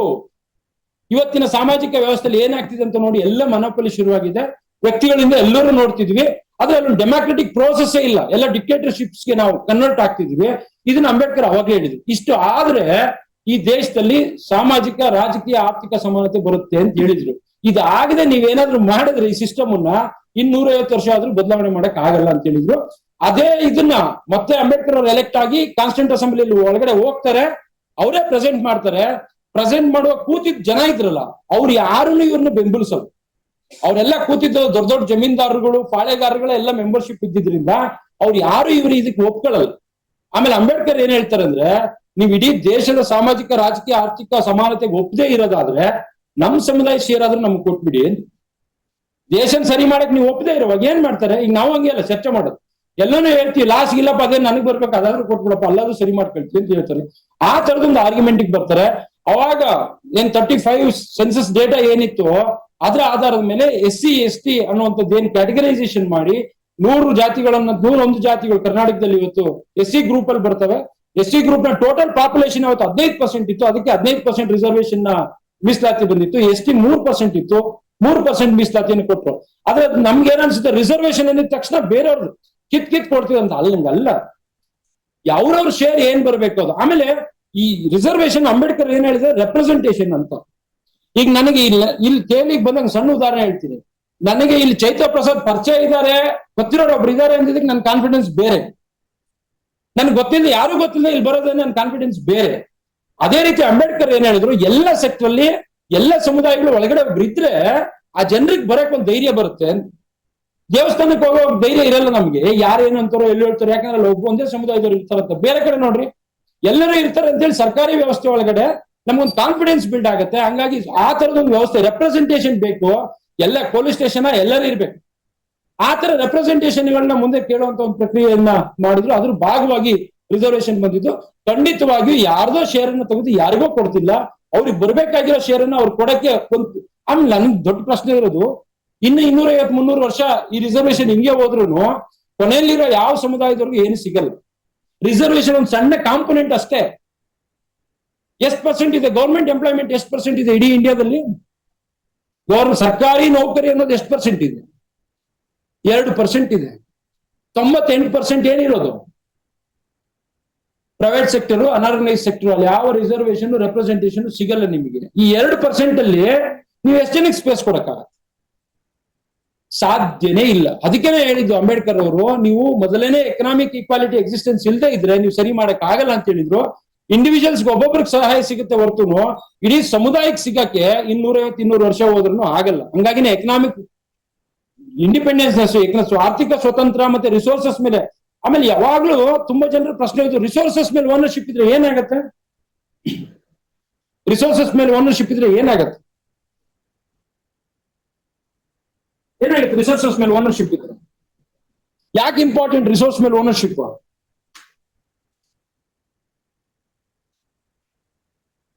ನಾರ್ತ್ ಕರ್ನಾಟಕದಲ್ಲಿ 50 ವರ್ಷದ ರಿಸೋರ್ಸಸ್ ಓನರ್ಶಿಪ್ ಇಲ್ಲದೆ ಇರೋನು 20 ವರ್ಷದ ರಿಸೋರ್ಸಸ್ ಓನರ್ಶಿಪ್ ಇರೋನ್ನ ಸಾಹುಕಾರ್ರೆ ಅಂತ ಕರೀತಾನೆ, ಗೌಡ್ರೆ ಅಂತ ಕರೀತಾನೆ, ಅಣ್ಣ ಅಂತ ಕರೀತಾನೆ. ನಾನು ಹೇಳ್ತಿರೋದು ನೋಡ್ರಿ, 50 ವರ್ಷದ ರಿಸೋರ್ಸಸ್ ಓನರ್ಶಿಪ್ ಇಲ್ಲದೆ ಇರೋನು 20 ವರ್ಷದ ರಿಸೋರ್ಸಸ್ ಓನರ್ಶಿಪ್ ಇರೋನ್ನ ಗೌಡ್ರೆ ಅಂತಾನೆ, ಸಾಹುಕಾರ್ರೆ ಅಂತ ಕರೀತಾನೆ. ಆದ್ರೆ ಅವನಿವನ್ನ ಏನೋ ಬಾರೋ ಹೋಗೋ ಅಂತ ಮಾತಾಡ್ತಾನೆ. ಯಾಕಂಗಾಗತ್ತೆ? ನಾವ್ ಹೇಳ್ತಿದ್ವಿ ಸಂವಿಧಾನದಲ್ಲಿ ನಾವೆಲ್ಲರೂ ಸಮಾನರು, ಈಕ್ವಲ್ ರೈಟ್ಸ್ ಇದೆ, ಎಲ್ಲರೂ ಹೇಳ್ತಿದ್ವಿ. ಆದ್ರೆ ಅಲ್ಲಿ ಯಾಕೆ ಹಂಗಾಗತ್ತೆ? ಹೆಣ್ಮಕ್ಳು ಯಾಕೆ ಯಾವಾಗ್ಲೂ ಮನೆ ಒಳಗಡೆ, ಸ್ಟ್ರಕ್ಚರ್ಸ್ ಒಳಗಡೆ ಸೆಕೆಂಡ್ ಗ್ರೇಡ್ ಸಿಟಿಸನ್ಶಿಪ್ ಅಲ್ಲೇ ಉಳಿತಾರೆ? ಸ್ವಲ್ಪ ಯೋಚನೆ ಮಾಡಿ ನೋಡೋಣ. ಯಾರಾದ್ರೂ ರಿಸೋರ್ಸ್ ಓನರ್ಶಿಪ್ ಇರೋರು ಆತರ ಇರ್ತಾರ? ಕರ್ನಾಟಕದಲ್ಲಿ ಇಡೀ ಕರ್ನಾಟಕಕ್ಕೆ ನೀವು ಒಂದು ಕಾಮನ್ ಇದನ್ನ ಅಪ್ಲೈ ಮಾಡಕ್ ಆಗಲ್ಲ. ಹಳೆ ಮೈಸೂರಲ್ಲಿ ಇರೋರಿಗೆ ಲ್ಯಾಂಡ್ ರಿಫಾರ್ಮ್ಸ್ ಅಲ್ಲಿ ತುಂಬಾ ಕೆಲಸ ಆಗಿದ್ರಿಂದ ಸಣ್ಣ ಜಾಗ ಇದೆ, ತಳ ಸಮುದಾಯಗಳ ಕಾನ್ಫಿಡೆನ್ಸ್ ಲೆವೆಲ್ ಬೇರೆ ಇದೆ. ನಾರ್ತ್ ಕರ್ನಾಟಕದಲ್ಲಿ ಯಾವ ಲ್ಯಾಂಡ್ ರಿಫಾರ್ಮ್ಸ್ ಆಗ್ಲಿಲ್ಲ. ರಿಫಾರ್ಮ್ಸ್ ಆಗಿಲ್ಲ ಅಂದ್ರೆ ರೈಟ್ ಸಿಗ್ಲಿಲ್ಲ. ಇದು ಏನು ಇಲ್ಲದೆ ಇದ್ರೆ ಊರಲ್ಲಿ ಏನು ಭೂಮಿನೇ ಇಲ್ಲ, ಅವ್ನ್ ಹೆಂಗ್ ಅಪ್ರೋಚ್ ಮಾಡ್ತಾನೆ? ಯಾವಾಗ್ಲೂ ಕೇಳ್ತಿರ್ತಾನೆ, ಏನಾದ್ರು ಕೊಟ್ರೆ ಸಾಕಂತ ನೋಡ್ತಿರ್ತಾನೆ. ಅದೇ ಒಂದ್ ಸಣ್ಣ ನಿಲ್ಲಕ್ಕೆ ಅವ್ನಿಗೊಂದು ಜಾಗ ಇದ್ರೆ, ಒಂದ್ ಮನೆ ಇದ್ರೆ ಕಾನ್ಫಿಡೆನ್ಸ್ ಬೇರೆ ಆಗತ್ತೆ. 1 ಎಕರೆ ಜಾಗ ಇದ್ರೆ ಕಾನ್ಫಿಡೆನ್ಸ್ ಬೇರೆ ಆಗುತ್ತೆ. ನಮ್ಮೆಲ್ಲರ ಕಾನ್ಫಿಡೆನ್ಸ್ ನಿಂತೋದು ರಿಸೋರ್ಸಸ್ ಮೇಲೆ. ನನ್ಗೆ ಏನ್ ರಿಸೋರ್ಸಸ್ ಇರುತ್ತೆ ಅದ್ರ ಮೇಲೆ ನನ್ ಕಾನ್ಫಿಡೆನ್ಸ್ ಬಿಲ್ಡ್ ಆಗತ್ತೆ. ಏನು ಇಲ್ಲದೆ ಇದ್ರೆ. ಆಮೇಲೆ ತುಂಬಾ ಜನ ಹೇಳ್ತಾರೆ ಗೌರ್ಮೆಂಟ್ ಸ್ಕೂಲ್ಸ್ ಅಲ್ಲಿ ಕ್ವಾಲಿಟಿ ಸರಿ ಇಲ್ಲ, ಗೌರ್ಮೆಂಟ್ ಸ್ಕೂಲ್ ಅಲ್ಲಿ ಸರಿಯಾಗಿ ಕಲ್ಸಲ್ಲ. ಪ್ರಶ್ನೆ ಇದೆ, ಆಕ್ಚುಲಿ ಗೌರ್ಮೆಂಟ್ ಸ್ಕೂಲ್ ಅಲ್ಲಿ ಕಲ್ಸೋದ್ರಲ್ಲಿ ಪ್ರಾಬ್ಲಮ್ ಇದೆಯಾ, ಬೇರೆ ಏನಾದ್ರೂ ಸಮಸ್ಯೆ ಇದೆಯಾ? ಎಲ್ಲ ಇಂಟರ್ನ್ಯಾಷನಲ್ ರಿಸರ್ಚ್ ಏನ್ ಹೇಳ್ತಿದಾವ ಅಂದ್ರೆ, ಇವನ್ ನಾವೇ ಎಕ್ಸಾಂಪಲ್ಸ್ ನೋಡೋದಾದ್ರೆ ಟಾಪ್ ಮೋಸ್ಟ್ ಮೆರಿಟೆಡ್ ಟೀಚರ್ಸ್ ಎಲ್ಲಿದ್ದಾರೆ? ಟಾಪ್ ಮೋಸ್ಟ್ ಮೆರಿಟೆಡ್ ಟೀಚರ್ಸ್ ಎಲ್ಲರೂ ಎಲ್ಲಿದ್ದಾರೆ? ಅಲ್ಲಿ ಕೆಲಸ ಸಿಕ್ಕರು ಬಿಟ್ಟು ಪ್ರೈವೇಟಿಗೆ ಬಂದಿದ್ದಾರೆ ಯಾರಾದ್ರೂ ಬರ್ತಾರಾ? ಆದ್ರೆ ಕ್ವಾಲಿಟಿ ಅಂತ ನೋಡುವಾಗ ಯಾಕೆ ಕಡಿಮೆ ಆಗತ್ತೆ ನಿಮ್ಮ ತಿಳುವಳಿಕೆಯಲ್ಲಿ? ಯಾಕೆ ಹಂಗಾಗತ್ತೆ? ಈಗ ನನ್ ಮಗ ಇದ್ದಾನೆ, ನನ್ ಮಗ ಖಾಸಗಿ ಶಾಲೆಗೆ ಹೋಗ್ತಿರ್ತಾನೆ, ನಾನು ನನ್ನ ಮನೇಲಿ ಟ್ಯೂಷನ್, ನಾನು ಮನೇಲಿ ಹೇಳ್ತಿರ್ತೀನಿ. ಜೊತೆಗೆ ನನ್ನ ಮನೆಗೆ ಒಬ್ಬ ಇಂಜಿನಿಯರ್ ಬರ್ತಾರೆ, ತರದವ್ರು ಪ್ರೊಫೆಸರ್ಸ್ ಬರ್ತಾರೆ, ಬೇರೆ ಬೇರೆ ಜನ ಬರ್ತಿರ್ತಾರೆ. ಅವನ ಆ ಎಕೋ ಸಿಸ್ಟಮ್ ಅಲ್ಲಿ ಅವನೇ ಯೋಚನೆಗೆ ಹೋಗ್ತಿರ್ತಾನೆ. ಆದ್ರೆ ಕೂಲಿಕಾರ ಈ ಸರ್ಕಾರಿ ಶಾಲೆಗಳಿಗೆ ಹೋಗೋ ಮಕ್ಕಳುಗಳು ಯಾರು ಅಂತಾನೆ ಗಮನಿಸಿದ್ರೆ ಏನೂ ರಿಸೋರ್ಸಸ್ ಇಲ್ಲದೆ ಇರೋರು, ಅವ್ರ ಮನೆಗೆ ಇನ್ನೊಬ್ರು ಕೂಲಿ ಮಾಡೋರು, ಇನ್ನೊಬ್ರು ಆ ತರ ಜನ ಬರ್ತಿರ್ತಾರೆ. ಆ ಒಂದು ಎಕೋ ಸಿಸ್ಟಮ್ ಇಂದ ಆ ಮಗು ಸ್ಕೂಲಿಗೆ ಹೋಗ್ತಿರುತ್ತೆ. ಅವ್ನು ಟ್ಯೂಷನ್ಗೂ ಹೋಗಲ್ಲ, ಮನೇಲಿ ಓದು ಬರಿ ಅಂತ ಹೇಳೋರು ಇರಲ್ಲ. ಆದ್ರೆ ನಾವೇನ್ ಮಾಡ್ತೀವಿ, ಸ್ಕೂಲಲ್ಲಿ ಟೀಚರ್ಸ್ ಇಲ್ಲ ಅಂತ ಬ್ಲೇಮ್ ಶುರು ಮಾಡ್ತೀವಿ. ಆಕ್ಚುಲಿ ಎಲ್ಲ ಇಂಟರ್ನ್ಯಾಷನಲ್ ರಿಸರ್ಚ್, ಇನ್ನು ನಮ್ಮ ರಿಸರ್ಚ್ಗಳು ಹೇಳ್ತಿರೋದೇನಂದ್ರೆ ಸ್ಕೂಲ್ದೆಲ್ಲ ಪ್ರಾಬ್ಲಮ್ ಎಕೋ ಸಿಸ್ಟಮ್ ಪ್ರಾಬ್ಲಮ್ ಇದೆ ಅಂತ. ಮಗು ಎಲ್ಲಿರುತ್ತೋ, ಮಗು ಎಲ್ಲಿ ಒಡನಾಟ ಆಗುತ್ತೋ ಆ ಸಿಸ್ಟಮ್ ಸರಿ ಮಾಡಿದ್ರೆ ಕ್ವಾಲಿಟಿ ತಾನೇ ಚೇಂಜ್ ಆಗುತ್ತೆ ಅಂತ. ಡ್ರೀಮಿಂಗ್ ನಮ್ಮಲ್ಲಿ ಏನಾಗುತ್ತೆ, ಸ್ಕೂಲಿಗೆ ಹೋದ ತಕ್ಷಣ ಅಕ್ಷರ ಕಲಿಸ್ತಾರೆ. ಬಟ್ ಇಂಟರ್ನ್ಯಾಷನಲ್ ರಿಸರ್ಚ್ ಏನ್ ಹೇಳುತ್ತೆ ಅಂದ್ರೆ ಕನಸು ಕಟ್ಸ್ಬೇಕು ಅಂತ, ಡ್ರೀಮ್ ಬಿಲ್ಡ್ ಮಾಡ್ಬೇಕು ಅಂತ. ಅಕ್ಷರ ಎಲ್ಲಿ ಬೇಕಾದ್ರೂ ಕಲಿಸ್ಬೋದು, ನೀವು ಕನಸು ಕಟ್ಸಿ ಅಕ್ಷರ ಕಲಿಸಿದ್ರೆ ಪ್ರೋಸೆಸ್ಗೆ ಹೋಗುತ್ತೆ ಅಂತ. ನಮ್ಮ ಮನೆಗಳಲ್ಲಿ ಅಂದ್ರೆ ಯಾರಿಗಾಗಲೇ ಸ್ಥಿತಿವಂತರಿಗೆ ನಮ್ಮ ಮನೆಗಳೆಲ್ಲ ಪ್ರೋಸೆಸ್ ಇದೆ. ಅದು ನಮ್ಮೆಲ್ಲ ಕೂಲಿ ಕಾರ್ಮಿಕರ ಮನೆಗಳಲ್ಲಿ ಅಂದ್ರೆ ರಿಸೋರ್ಸಸ್ ಓನರ್ಶಿಪ್ ಅಂದ್ರೆ ಎಲ್ಲ ತಳ ಸಮುದಾಯಗಳ ಮೇಲೆ ಆ ಡ್ರೀಮಿಂಗ್ ಸ್ಪೇಸೇ ಇಲ್ಲ. ನಾವೆಲ್ಲ ಪ್ರೊಫೆಸರ್ ಹೆಂಗಾದ್ವಿ ಅಂದ್ರೆ ನಮ್ಗೆ ಏನು ಗೊತ್ತಿಲ್ಲ ಆಕ್ಚುಲ್ ಆಗಿ. ಅದು ಓದಿದ್ವಿ, ಇದು ಓದಿದ್ವಿ, ಅದು ಓದಿದ್ವಿ, ಯಾರೋ ಹೇಳಿದ್ರು ಬಂದಿಲ್ಲ ಬಿದ್ದೋಗಿದ್ವಿ. ಆದ್ರೆ ನನ್ಗೆ ಅವಾಗ್ಲೇನೆ ಯಾರಾದ್ರೂ ನನ್ ಒಂದು ಡ್ರೀಮ್ ಪ್ರೋಸೆಸ್ ಆಗಿದೆ ಗೌರ್ಮೆಂಟ್ ಸ್ಕೂಲ್, ನಾನು ಇನ್ನೂ ಬೇರೆ ಆಗ್ಬೋದಾಗಿತ್ತು. ಹಂಗಾಗಿ ನಾನು ಯಾಕೆ ಈ ಒಂದು ಇದನ್ನ ಹೇಳ್ತಿದ್ದೀನಿ ಅಂದ್ರೆ, ನಾವೆಲ್ಲರೂ ಏನ್ ಮಾಡ್ತಿದ್ವಿ ಅಂದ್ರೆ ರೋಗ ಎಲ್ಲಿದೆಯೋ ಅದನ್ನ ಕಂಡುಹಿಡಿದು ಟ್ರೀಟ್ಮೆಂಟ್ ಕೊಡಕ್ ನಾವು ರೆಡಿ ಇಲ್ಲ. ರೋಗ ಇದ್ರೆ ಬ್ಲೇಮ್ ಮಾಡ್ತೀವಿ ಅಷ್ಟೇ. ಜನನ ಸರ್ಕಾರನ ಬ್ಲೇಮ್ ಮಾಡ್ತೇವೆ, ಸರ್ಕಾರ ಜನರನ್ನ ಬ್ಲೇಮ್ ಮಾಡ್ತೇವೆ. At the end of the day 75 years ಆದ್ರೂ ಆ ಎಲ್ಲ ಸ್ಥಿತಿಗಳು ಹಂಗೆ ಉಳ್ಕೊಂಡಿದೆ. ಸಾಮಾಜಿಕ ಅಸಮಾನತೆಗಳು ಹಂಗಿದಾವೆ, ಆರ್ಥಿಕ ಅಸಮಾನತೆಗಳು ಹಂಗಿದಾವೆ. ಪೊಲಿಟಿಕಲ್ ಈಕ್ವಾಲಿಟಿ ಸಿಕ್ಕಿದ್ರಿಂದ ಒಂದು ಸಣ್ಣ ಪ್ರಮಾಣದ ಒಂದು ಮೊಬಿಲಿಟಿ ಸಿಕ್ಕಿದೆ, ಅದರಿಂದ ಇಡೀ ಕಮ್ಯುನಿಟಿಗಳೇನು ಅಭಿವೃದ್ಧಿ ಆಗಿಲ್ಲ ಈ ಹಿನ್ನೆಲೆಯಲ್ಲಿ. ಆಮೇಲೆ ಅಂಬೇಡ್ಕರ್ ಏನ್ ಹೇಳ್ತಾರಂದ್ರೆ, ಅವಾಗ್ಲೇ ನಿಮ್ ಚರ್ಚೆಯಲ್ಲಿ ಇತ್ತು, ಅವ್ರು ಆಕ್ಚುಲಿ ಮುಂಬೈ ಪ್ರೆಸಿಡೆನ್ಸಿಗೆ 1926 ಸೆಲೆಕ್ಟ್ ಆಗ್ತಾರೆ. 26ರಲ್ಲೇ 8 ಅವರ್ಸ್ ಜಾಬ್ ಅನ್ನೋದನ್ನ ಇವತ್ತೇನು ನಾವು ಈಗ 8 ಅವರ್ಸ್ ಅಲ್ಲ 12 ಅವರ್ಸ್ ಮಾಡ್ಬೇಕು ಅಂತ ಚರ್ಚೆ ಇದೆಯಲ್ಲ, ಮೊದ್ಲು ಹಂಗೆ ಇದ್ದಿದ್ದು. ಆಕ್ಚುಲಿ ಅಂಬೇಡ್ಕರ್ ಅವರ ಆರ್ಗ್ಯುಮೆಂಟ್ ಇಂದಾನೆ 8 ಅವರ್ಸ್ ಜಾಬ್ ಪರಿಕಲ್ಪನೆ ಬಂದಿದ್ದು. ಆ ಹಿನ್ನೆಲೆಯಲ್ಲೂ ಸ್ವಲ್ಪ ಗಮನಿಸಬೇಕಾಗತ್ತೆ. ನಾವು ಈ ಎಲ್ಲವನ್ನೂ ನೋಡಿದ್ರೆ ನಾವು ಬರೀ ಅಂಬೇಡ್ಕರ್ನ ಕಾನ್ಸ್ಟಿಟ್ಯೂಷನ್ ಅಲ್ಲೋ ಹಿಂದೂ ಕೋಡ್ ಬಿಲ್ ಅಲ್ಲೋ ನೋಡಬಾರ್ದು. ಲೈಫ್ ಪ್ರಾಕ್ಟೀಸ್ ಇದೆಯಲ್ಲ, ಅವ್ರು ಏನ್ ಹೇಳ್ತಾರೋ ಅದನ್ನೇ ಮಾಡ್ತಾರೆ. ಅವ್ರು ಏನ್ ಬರೀತಾರೋ ಅದನ್ನ ಪ್ರಾಕ್ಟೀಸ್ ಮಾಡ್ತಾರೆ. ನಾವೆಲ್ಲ ಹಂಗಲ್ಲ, ನಾವು ಬರೆಯೋದಕ್ಕೂ ನಾವು ಮಾತಾಡೋದಕ್ಕೂ ನಮ್ಮ ಪ್ರಾಕ್ಟೀಸ್ಗೂ ವ್ಯತ್ಯಾಸ. ಆಮೇಲೆ ಅವ್ರು ಯಾವಾಗ್ಲೂ ಅಕಾಡೆಮಿಷಿಯನ್ ಆಗಿ ಕಾಣಲ್ಲ, ನಮಗೆ ಎಲ್ಲ ಸೆಕ್ಟರ್ ಕೆಲಸ ಮಾಡ್ತಾರೆ. ನೀವು ನೋಡಿದ್ರೆ ಅವರ ಆಲೋಚನಾ ಕ್ರಮಗಳನ್ನ, ಅವ್ರ ಬರವಣಿಗೆಗಳನ್ನ ನೋಡಿದ್ರೆ ಇಷ್ಟೆಲ್ಲ ಹೆಂಗ್ ಓದಕ್ ಒಬ್ಬ ಒಳ್ಳೆ ಫಿಲಾಸಫರ್ ಆಗಿ ನೀವು ನೋಡಬಹುದು, ಆಂಥ್ರೋಪಾಲಜಿಸ್ಟ್ ಆಗಿ ಅವ್ರು ನೋಡಬಹುದು, ಹಿಸ್ಟೋರಿಯನ್ ಆಗಿ ನೋಡಬಹುದು, ಪೊಲಿಟಿಕಲ್ ಸೈಂಟಿಸ್ಟ್ ಆಗಿ ನೋಡಬಹುದು, ಎಕನಾಮಿಕ್ಸ್. ಆಮೇಲೆ ಯಾವಾಗ್ಲೂ ಏನಾಗುತ್ತೆ, ನಮ್ಮ ಈ ಪೋಸ್ಟ್ ಮಾರ್ಟಮ್ ಇದೆಯಲ್ಲ, ಪ್ರತಿ ಸಬ್ಜೆಕ್ಟ್ ಪೋಸ್ಟ್ ಮಾರ್ಟಮ್ ಮಾಡಿ ಮಾಡಿ ಮಾಡಿ ನಾವು ಬರೀ ಹಿಂಗ್ ಹೋಗ್ಬಿಡ್ತೀವಿ. ಆದ್ರೆ ಎಲ್ಲ ಫಿಲಾಸಫರ್ಸ್ ಇರೋದ್ರಿಂದ ಹಿಂಗ್ ಹೋಗ್ಬೇಕು. ನೀವು ಎಲ್ಲವನ್ನೂ ಓದಿದ್ರೆ ನೀವು ನಿಜವಾದ ಥಿಯರಿ ಬಿಲ್ಡ್ ಮಾಡಕ್ಕಾಗತ್ತೆ, ನಿಜವಾದ ಆಲೋಚನೆ ಕ್ರಮ ತರಕ್ಕಾಗತ್ತೆ. ನಾವು ಇಷ್ಟಿಷ್ಟೇ ಓದ್ತಾ ಇದ್ರೆ ನಮ್ಗೆ ಏನು ಅರ್ಥನೇ ಆಗಲ್ಲ. ಈ ಸಿಸ್ಟಮ್ ಅದಕ್ಕೇನೆ ನಮ್ ಯಾವ ಪ್ರೊಫೆಸರ್ಗಳಿಗೂ ಅರ್ಥನೇ ಆಗಲ್ಲ. ಅವ್ರಿಗೇನಂದ್ರೆ ಅವ್ರ ಸಬ್ಜೆಕ್ಟ್ ಅಷ್ಟೇ ಇಂಪಾರ್ಟೆಂಟ್, ಅಷ್ಟಕ್ಕೆ ಹೋಗ್ಬಿಟ್ಟಿರ್ತೀವಿ ನಾವು. ನೀವೇನಾದ್ರು ಥಿಂಕರ್ಸ್ ಆಗ್ಬೇಕು, ಫಿಲಾಸಫರ್ಸ್ ಆಗ್ಬೇಕಂದ್ರೆ ಸಮಗ್ರವಾಗಿ ಓದ್ಬೇಕು. ಒಂದ್ ಸಮಸ್ಯೆನ ಹುಡುಕಿದ್ರೆ ಅದಕ್ಕೊಂದು ಉತ್ತರ. ಅಂಬೇಡ್ಕರ್ ಯಾವ ವಿಚಾರನ ಹುಡುಕಿದ್ರು ಅದನ್ನ ಟ್ರೀಟ್ಮೆಂಟ್ ಕೊಡದೆ ಮುಂದೆ ಹೋಗ್ತಿರ್ಲಿಲ್ಲ. ನೀರಿನ ವಿಚಾರ ಹುಡುಕಿದ್ರೆ ಅದು ಏನಾಗುತ್ತೆ ಆಗ್ಲೇ ನೀರಿಗೆ ಮುಟ್ಸಿ ಹೋರಾಟ ಮಾಡಿ ಏನಾದ್ರೂ ಮಾಡೋದಕ್ಕೆ ನ್ಯಾಯ ಒದಗಿಸ್ಲೇಬೇಕು. ಯಾವ ವಿಚಾರ ಹುಡುಕಿದ್ರು ಹಂಗೆ ಪ್ರತಿ ವಿಚಾರದ ಮೇಲೂ ಹಂಗೆ ಯೋಚನೆ ಮಾಡ್ತಾರೆ, ಅದನ್ನ ಥಿರೈಸ್ ಮಾಡ್ತಾರೆ. ಅವೆಲ್ಲದಕ್ಕೂ ಸೊಲ್ಯೂಷನ್ಸ್ ನ ಕಾನ್ಸ್ಟಿಟ್ಯೂಷನ್ ತಂದು ಕೊಡುವಂತ ಒಂದು ಪ್ರಕ್ರಿಯೆಯನ್ನ ಜಾರಿ ಮಾಡ್ತಾರೆ. ಈ ಎಲ್ಲ ಹಿನ್ನೆಲೆಗಳ ಒಳಗಡೆ ನಾವು ಇವತ್ತಿನ ಅಂಬೇಡ್ಕರ್ ಏನಿದ್ದಾರೆ, ನನಗೇನೋ ಅಂಬೇಡ್ಕರ್ನ ಸೆಲೆಬ್ರೇಟ್ ಮಾಡೋದ್ರಲ್ಲಿ ದೊಡ್ಡ ದೊಡ್ಡ ಇದನ್ನ ಹಾಕಿ ಲಕ್ಷಾಂತರ ರೂಪಾಯಿ ಖರ್ಚು ಮಾಡೋದ್ರಲ್ಲಿ ಏನ್ ಅರ್ಥ ಇಲ್ಲ. ಅಂಬೇಡ್ಕರ್ನ ಪ್ರಾಕ್ಟೀಸ್ ಮಾಡ್ಬೇಕು. ನಮ್ಮೊಳಗೊಬ್ಬ ಅಂಬೇಡ್ಕರ್ ಬೆಳಿಬೇಕು. ಪ್ರತಿಯೊಬ್ರು ಅಂಬೇಡ್ಕರ್ ಆಲೋಚನೆ ಕ್ರಮಗಳನ್ನ ಅಳವಡಿಸ್ಕೊಂಡು ನಮ್ಮೊಳಗೊಬ್ಬ ಅಂಬೇಡ್ಕರ್ ಬೆಳಿಬೇಕು. ಅವಾಗ ಏನಾಗುತ್ತೆ, ನನ್ನ ವೇ ಆಫ್ ಲೈಫ್ ಅಂಬೇಡ್ಕರ್ ಆಲೋಚನೆಗಳ ಜೊತೆಗೆ ಹೋಗುತ್ತೆ. ನಾವೇನ್ ಮಾಡ್ತೀವಿ, ಮಾತಾಡ್ತೀವಿ, ಸೆಲೆಬ್ರೇಷನ್ಸ್ ಮಾಡ್ತೀವಿ, ಕೋಟಿ ಕೋಟಿ ಖರ್ಚು ಮಾಡ್ತೀವಿ. At the end of the day ನಾಳೆ ಏನಂದ್ರೆ ಏನಿದೆ. ಆಮೇಲೆ ಇಲ್ಲಿ ಏನಾಗಿದೆ, ಅಂಬೇಡ್ಕರ್ನ ಸುಮಾರು ಜನ ಬಂಡವಾಳ ಮಾಡ್ಕೊಂಡು ಅಂಬೇಡ್ಕರ್ ಹೆಸರು ಹೇಳ್ಕೊಂಡು ಬೇರೆ ಬೇರೆ ಪ್ರಕ್ರಿಯೆಗಳನ್ನು ಮಾಡ್ತಿದ್ದಾರೆ. ಆಕ್ಚುಲಿ ಅದಲ್ಲ, ಅದಕ್ಕೆ ಅಂಬೇಡ್ಕರ್ ಹೇಳಿದ್ದು, ನನ್ನ ಆಲೋಚನೆಗಳನ್ನ ನೀವು ರಥನ ಮುಂದೆ ತಗೊಂಡೋಗಿ ಹಿಂದೆ ತಳ್ಳಬೇಡ್ರಿ. ಇವತ್ತು ತುಂಬಾ ಜನ ಹಿಂದೆ ತಳ್ಳೋ ಪ್ರಕ್ರಿಯೆಗಳಲ್ಲೇ ಇದೆ. ಇವತ್ತು ರಾಜಕೀಯವಾಗಿ ನಾವು ನೋಡೋದಾದ್ರೆ, ಪ್ರಕ್ರಿಯೆಗಳನ್ನ ನೋಡಿದ್ರೆ, ಕರ್ನಾಟಕದ ಸಂದರ್ಭವನ್ನೇ ನೋಡೋದಾದ್ರೆ ತುಂಬಾ ಸಮಸ್ಯೆಗಳಿದಾವೆ. ಅದನ್ನು ಮೀರಿ ಇವತ್ತಿನ ಎಲ್ಲ ನಾವೇನ್ ಗ್ಲೋಬಲೈಸೇಷನ್ ಬಂದ ಮೇಲೆ ಅಂಬೇಡ್ಕರ್ ಚಿಂತನೆಗಳು ಅಷ್ಟು ರಿಲೆವೆನ್ಸ್ ಆಗಲ್ಲ ಅಂತ ತುಂಬಾ ಜನರ ಆರ್ಗ್ಯುಮೆಂಟ್ ಇತ್ತು. ಆಕ್ಚುಲಿ ಇವತ್ತಿನ ಎಲ್ಲ ಸಮಸ್ಯೆಗಳಿಗೆ ಇವತ್ತೇನು ಜನವಿರೋಧಿ ಅಂತ ಯಾವ್ಯಾವ ನೀತಿಗಳು ಬರ್ತಿದಾವೋ ಎಲ್ಲದಕ್ಕೂ ಔಷಧಿ ಅಂಬೇಡ್ಕರ್ ಚಿಂತನೆಗಳಿದಾವೆ. ಪ್ರೈವೇಟೈಸೇಷನ್ ಎಲ್ಲಾ ಗೌರ್ಮೆಂಟ್ ಸೆಕ್ಟರ್ನ ಪ್ರೈವೇಟೈಸ್ ಮಾಡ್ತಿದ್ದಾರೆ. ಆದ್ರೆ ಅಂಬೇಡ್ಕರ್ ಹೇಳಿದ್ದು ಎಲ್ಲವನ್ನೂ ನ್ಯಾಷನಲೈಸ್ ಮಾಡಿ ಅಂತ. ಸ್ಕೂಲ್ ಸಿಸ್ಟಮ್ ಎಲ್ಲವನ್ನೂ ಪ್ರೈವೇಟೈಸ್ ಮಾಡ್ತಿದ್ದಾರೆ. ಆದ್ರೆ ಅಂಬೇಡ್ಕರ್ ಹೇಳಿದ್ದು ನ್ಯಾಷನಲೈಸ್ ಮಾಡಿ ಅಂತ. ಎಲ್ಲ ನೀವು ಯಾವುದನ್ನೇ ನೋಡಿ ಆ ಎಲ್ಲದಕ್ಕೂ ಒಂದು ಪರಿಹಾರಗಳನ್ನು ಸೂಚಿಸಿದ್ರು. ಆಮೇಲೆ ನನಗೆ ಇನ್ನೊಂದು ಏನಂದ್ರೆ, ಯಾವುದನ್ನು ಕಾನೂನು ಮೂಲಕ ಒತ್ತಡ ಏನ್ ಮಾಡ್ಲಿಕ್ಕೆ ಆಗಲ್ಲ. ಮಹಿಳಾ ದೌರ್ಜನ್ಯ ವಿರೋಧಿ ಕಾಯ್ದೆಗಳಿದಾವೆ, SC/ST ಅಟ್ರಾಸಿಟಿ ಆಕ್ಟ್ ಇದೆ. ಆಕ್ಟ್ ಅಲ್ಲಿ ನೀವು ಇದನ್ನ ಮಾಡಿದ್ರೆ ನಿಮ್ಗೆ ಶಿಕ್ಷೆ ಕೊಡುತ್ತೆ ಅಂತ ಇದೆ. ಆಕ್ಟ್ ಜಾರಿಗೆ ಬಂದು 50-60 ವರ್ಷ ಆಯ್ತು, ಇವತ್ತಿನವರೆಗೆ ಅಟ್ರಾಸಿಟಿ ಪ್ರಾಕ್ಟೀಸಸ್ ನಡೀತಾನೆ ಇದೆ. ನಮ್ಮ ಆಲೋಚನಾ ಕ್ರಮಗಳು ಬದಲಾಗದೆ ಹೋದ್ರೆ ನಾವು ಬರೀ ಕಾಯ್ದೆ ಅಂತಂದು ಎನ್ಫೋರ್ಸ್ಮೆಂಟ್ ಮಾಡ್ತೀವಿ, ಖಂಡಿತ ಆಗಲ್ಲ. ನಮ್ಮ ಆಲೋಚನಾ ಕ್ರಮ ಬದಲಾಗಬೇಕು. ಅದಕ್ಕೆ ನಾನು ಹೇಳಿದ್ದು, ಸಂವಿಧಾನ ಬದುಕಿನ ಕ್ರಮ ಆದ್ರೆ ಇವೆಲ್ಲದಕ್ಕೂ ಉತ್ತರ ನಾವು ಹುಡುಕೊಳಕ್ ಸಾಧ್ಯ ಆಗುತ್ತೆ. ಇಲ್ಲಂದ್ರೆ ಏನಾಗತ್ತೆ, ನಾವು ನಮ್ಮ ಪಾಡಿಗೆ ನಾವು ನಮಗೂ ಇದಕ್ಕೂ ಸಂಬಂಧ ಇಲ್ಲ. ಅಂಬೇಡ್ಕರ್ ಅಂದಿದ ತಕ್ಷಣ ಬರೀ ಕೆಲವ್ರಿಗೆ ಮಾತ್ರನೇ, ಅವ್ರು ಮಾತ್ರ ಅದನ್ನ ಸೆಲೆಬ್ರೇಟ್ ಮಾಡ್ಬೇಕು, ಬೇರೆ ಯಾರಿಗೂ ಇದಿಲ್ಲ. ಯಾವಾಗ್ಲೂ ಕಾನ್ಸ್ಟಿಟ್ಯೂಷನ್ ಅಂದ್ರೆ ಈ ಸುಮಾರು ಜನಕ್ಕೆ ಸಂವಿಧಾನದ ಬಗ್ಗೆ ತಕರಾರಿ. ಸಂವಿಧಾನ ಅದೇ, ನಮ್ಗೆ ಅದಕ್ಕೇನು ಸಂಬಂಧ ಇಲ್ಲ, ಅದು ಕೆಲವ್ರಿಗೋಸ್ಕರನೇ ಮಾಡಿರೋದನ್ನ ಆಲೋಚನೆ ಕ್ರಮದಲ್ಲಿ ಜನ ಇಲ್ಲ. ಆದ್ರೆ ನಾವು ಲಾ ಓದ್ತಿದ್ವಿ, ಲಾನ ಪ್ರಾಕ್ಟೀಸ್ ಮಾಡ್ತಿದ್ವಿ. ಆದ್ರೆ ನಮ್ಮ ಲೈವ್ಲಿಹುಡ್ಗೋಸ್ಕರ ಪ್ರಾಕ್ಟೀಸ್ ಮಾಡ್ತೀವಿ, ನನ್ನ ಬದುಕಿಗೋಸ್ಕರ ನಾನು ಪ್ರಾಕ್ಟೀಸ್ ಮಾಡಲ್ಲ. ಹಾಗಾಗಿ ಇಲ್ಲಿ ಇನ್ನೊಂದು ಸಮಸ್ಯೆ ಏನಂದ್ರೆ, ನಮ್ ಎಜುಕೇಶನ್ಗೂ ಬದುಕಿಗೂ ಸಂಬಂಧಗಳು ಕಲ್ಪಿಸ್ಬೇಕಾಗತ್ತೆ.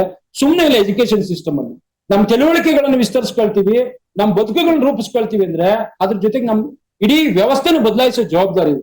ಇನ್ನೂ ಒಂದು ಕೊನೆಯದಾಗಿ ಒಂದ್ ಹೇಳಿದ್ರಂದ್ರೆ, ಈ ಸಮುದಾಯಗಳಲ್ಲಿ ಎಜುಕೇಟೆಡ್ಸ್ ಆಗಿ ಮುಂದೆ ಬಂದಿರುವಂತವ್ರು ನಾವೆಲ್ಲರೂ, ಅದು ಯಾವುದೇ ಸಮುದಾಯದಲ್ಲಿ ಎಜುಕೇಟೆಡ್ಸ್ ಆಗಿ ನಾವು ಮುಂದೆ ಬಂದಿದ್ರೆ ನಮ್ದು ರೆಸ್ಪಾನ್ಸಿಬಿಲಿಟಿ ದೊಡ್ಡದಿದೆ. ನಾವು ಅವರೆಲ್ಲರ ಪರವಾಗಿ ನಮಗೆ ಶೇರ್ ಸಿಗ್ತಿದೆ ಅಂದ್ರೆ ನಾವು ವಾಪಸ್ ಕಮ್ಯುನಿಟಿಗೆ ಏನಾದ್ರು ಕೊಡ್ಬೇಕಾಗುತ್ತೆ. ನಾವ್ ಯಾವಾಗೂ ಸರ್ಕಾರನ ಬ್ಲೇಮ್ ಮಾಡೋದು, ಬೇರೆಯವ್ರನ್ನ ಬ್ಲೇಮ್ ಮಾಡೋದನ್ನು ಕಡಿಮೆ ಮಾಡಿ ನನ್ ರೋಲ್ ಏನು, ನಾನ್ ಏನ್ ಮಾಡ್ತಿದ್ದೀನಿ ಅನ್ನೋದನ್ನ ಆತ್ಮವಿಮರ್ಶೆ ಮಾಡ್ಕೊಳ್ಬೇಕಾಗತ್ತೆ. ನೀನೊಬ್ಬ ಲಾ ಸ್ಟೂಡೆಂಟ್ಸ್ ಆಗಿ ಮಾಡ್ಲಿಕ್ಕೆ ತುಂಬಾ ಕೆಲಸ ಇದೆ. ನಾನು ಹೇಳಿದ್ರು, ಲಾ ಸ್ಟೂಡೆಂಟ್ಸ್ ಎಲ್ಲ 24 hours ಹೋಗ್ತಾರ? ತುಂಬಾ ಸ್ಪೇಸ್ ಇದೆ ಮಾಡ್ಲಿಕ್ಕೆ. ಆದ್ರೆ ನಾವ್ ಯಾರು ಅದನ್ನ ಮಾಡೋ ತರ ಯೋಚನೆ ಮಾಡಲ್ಲ. ನಮ್ ಸ್ಪೇಸ್ ಒಳಗಡೆ ಬದಲಾವಣೆಗಳು ಸಾಧ್ಯ ಆಗತ್ತೆ. ಚೇಂಜ್ ಪ್ರೋಸೆಸ್ ಕನೆಕ್ಟ್ ಮಾಡ್ಬೇಕು ಹೊರತು ರೀಪ್ರೊಡ್ಯೂಸ್ ಮಾಡಬಾರ್ದು. Social change existence important, social reproduction ಅಲ್ಲ.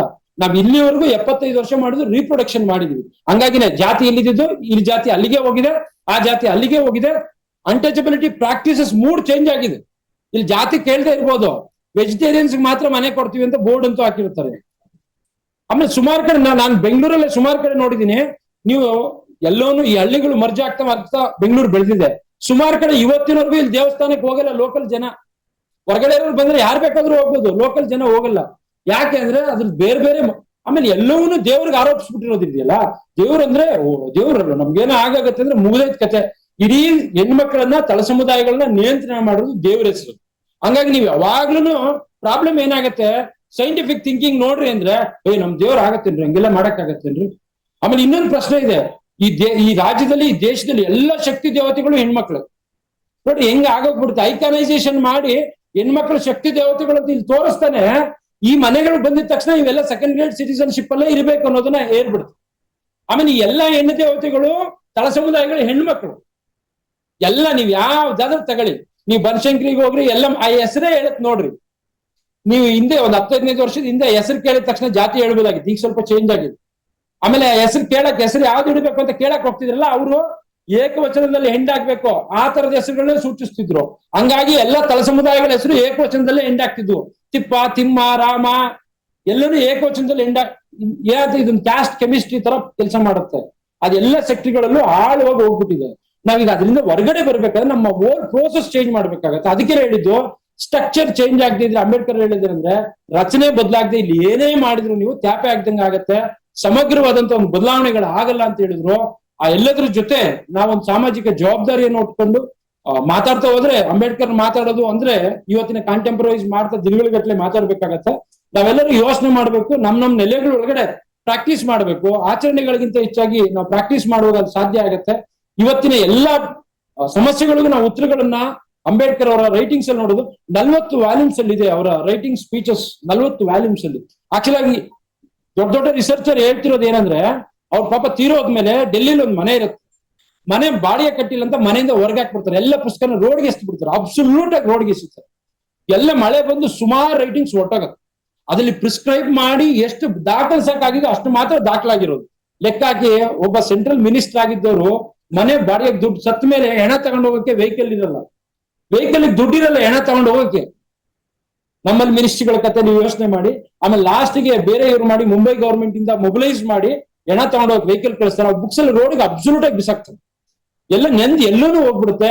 ಅದಾದ್ಮೇಲೆ ಅದನ್ನ ಎಲ್ಲೋ ಒಂದ್ ಕಡೆ ಸ್ಟೋರ್ ಮಾಡ್ತಾರೆ. ಆಮೇಲೆ ಮುಂಬೈ ಸರ್ಕಾರ ಅದನ್ನ ಲೀಡ್ ತಗೊಂಡು ಇಲ್ಲ ನಾವು ಅದನ್ನೆಲ್ಲ ಎಡಿಟ್ ಮಾಡ್ತೀವಿ ಅಂತ ಹೇಳಿ ಮಾಡಿದ್ದು ಅಷ್ಟೇನೆ.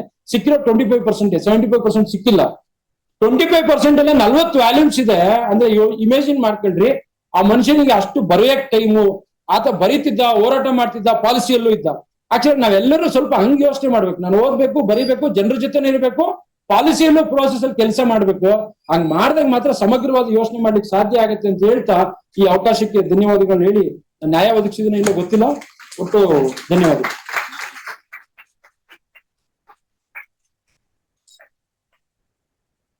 ಧನ್ಯವಾದಗಳು sir. Now I invite Saithya and team for Parivartana Gita.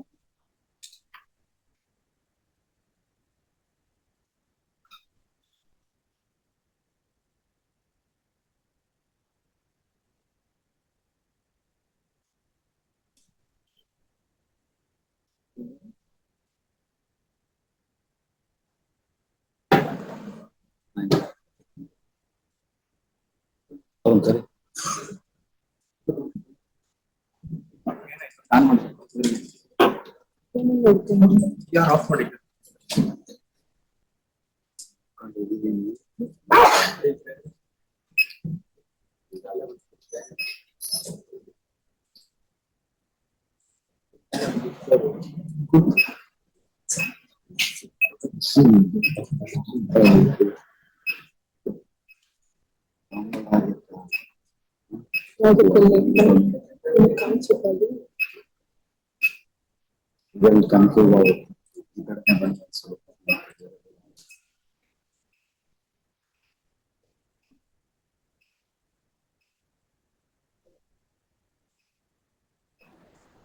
ಅದು ಎಕ್ಸ್ಟ್ರಾ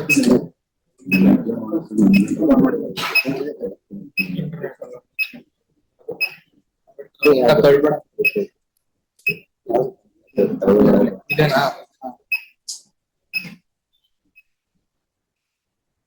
ಒಂದ್ ಸೆಕೆಂಡ್.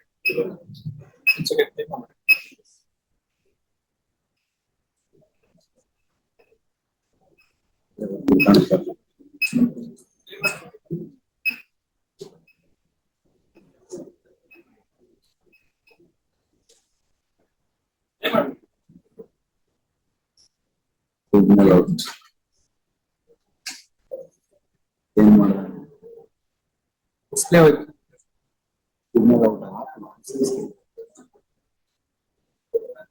ಆಫ್ ಮಾಡೋದಿಲ್ಲ. ಓವರ್ ಹೆಡ್ ಆಫ್ ಮಾಡಿದ್ರಿ. ನಾನು ಬಿಟ್ಟೇ ಇರೋದಿಲ್ಲ.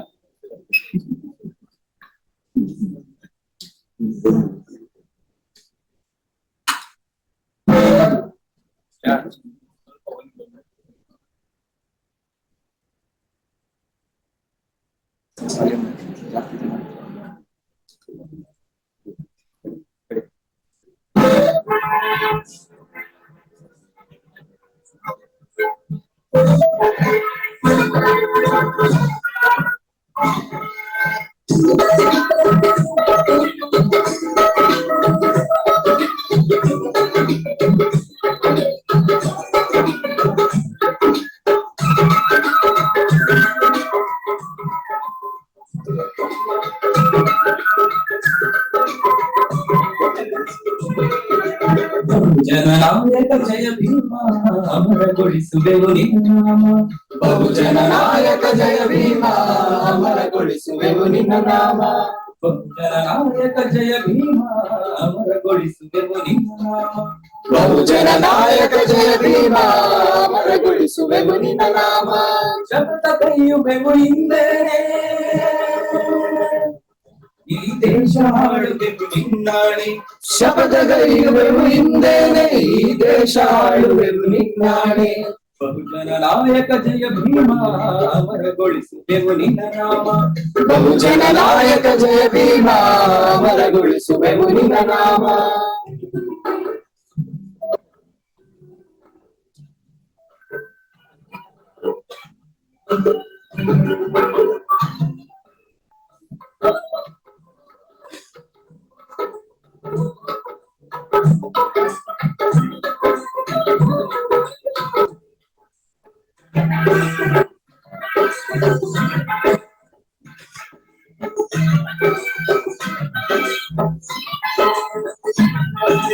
ನಾಗಕುಲದ ನನ್ನವರ ಚರಿತೆಯ ನಾಡಿನ ಪುಟದಲ್ಲಿ ಬರೆಯುವೆವು. ನಾಗಕುಲದ ನನ್ನವರ ಚರಿತೆಯ ನಾಡಿನ ಪುಟದಲ್ಲಿ ಬರೆಯುವೆವು. ನಾಡಿನುದ್ದಕ್ಕೂ ನೀಲಿ ಬಾವುಟ ಅಭಿಮಾನದಿ ಎತ್ತಿಡಿಯುವೆವು. ನಾಡಿನುದ್ದಕ್ಕೂ ನೀಲಿ ಬಾವುಟ ಅಭಿಮಾನದಿ ಎತ್ತಿಡಿಯುವೆವು. ಶಪಥ ಕೈಯುವೆವು ಹಿಂದೇನೆ ಈ ದೇಶ ಆಳುವೆವು ನಿನ್ನಾಣೆ. ಶಪಥ ಕೈಯುವೆವು ಹಿಂದೇನೆ ಈ ದೇಶ ಆಳುವೆವು ನಿನ್ನಾಣೆ. ಬಹುಜನ ನಾಯಕ ಜಯ ಭೀಮ ಅಮರಗೊಳಿಸುವೆವು ನಿನ್ನ ನಾಮ. ಬಹುಜನ ನಾಯಕ ಜಯ ಭೀಮ ಅಮರಗೊಳಿಸುವೆವು ನಿನ್ನ ನಾಮ.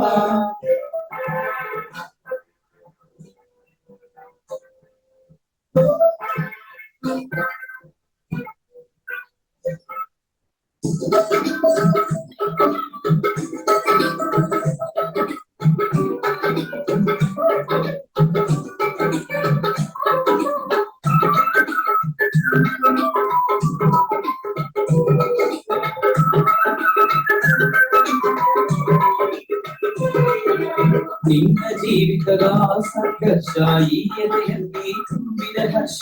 ನಿನ್ನ ಜೀವಿತದ ಸಂಘರ್ಷ ಈ ಎದೆಯಲ್ಲಿ ತುಂಬಿದ ಹರ್ಷ. ನಿನ್ನ ಹೋರಾಟದ ಕೀರ್ತಿ ಈ ಮನದಲ್ಲಿ ತಂದಿದೆ ಸ್ಫೂರ್ತಿ. ನಿನ್ನ ಹೋರಾಟದ ಕೀರ್ತಿ ಈ ಮನದಲ್ಲಿ ತಂದಿದೆ ಸ್ಫೂರ್ತಿ. ಶಪಥ ಕೈಯುವೆವು ಹಿಂದೇನೆ ಈ ದೇಶ ಆಳುವೆವು ನಿನ್ನಾಣೆ.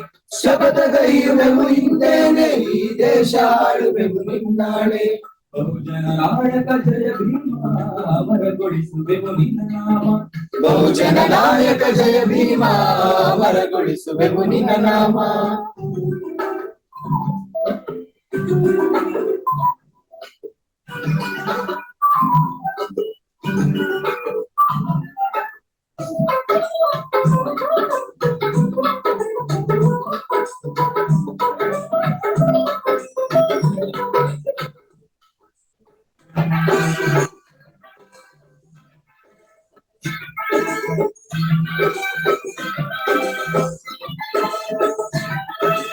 ಇಂದೋಗದಿಂದು ನೀಂತ ಸಾಗುತ್ತಿಯ ಮುಂದೊಯ್ಯುತ್ತಾ ಇಂದೋಗದಿಂದು ನೀಂತ ಸಾಗುತ್ತಿಯವು ಮುಂದೊಯ್ಯುತ್ತಾ ಒಡೆದ ಜಾತಿಗಳ ಒಂದು ಮಾಡುತ್ತಾ ದೇಶ ಆಳುವೆವು ನಗುನಗುತ್ತ ಒಡೆದ ಜಾತಿಗಳ ಒಂದು ಮಾಡುತ್ತಾ ದೇಶ ಆಳುವೆವು ನಗು ನಗುತ್ತ ಶಪಥ ಕೈಯುವೆವು ಹಿಂದೇನೆ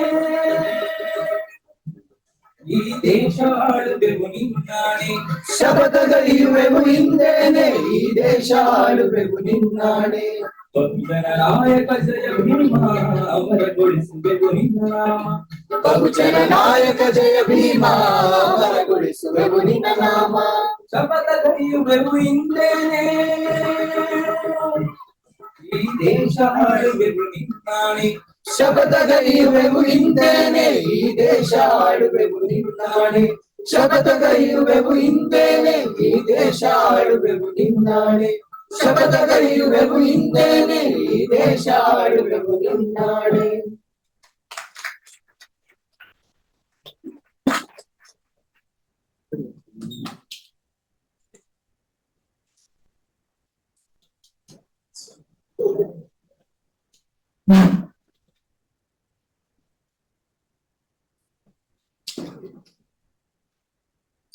Thank you. Now I request Mr. Ashu Singh to deliver a short speech on Ambedkar and law.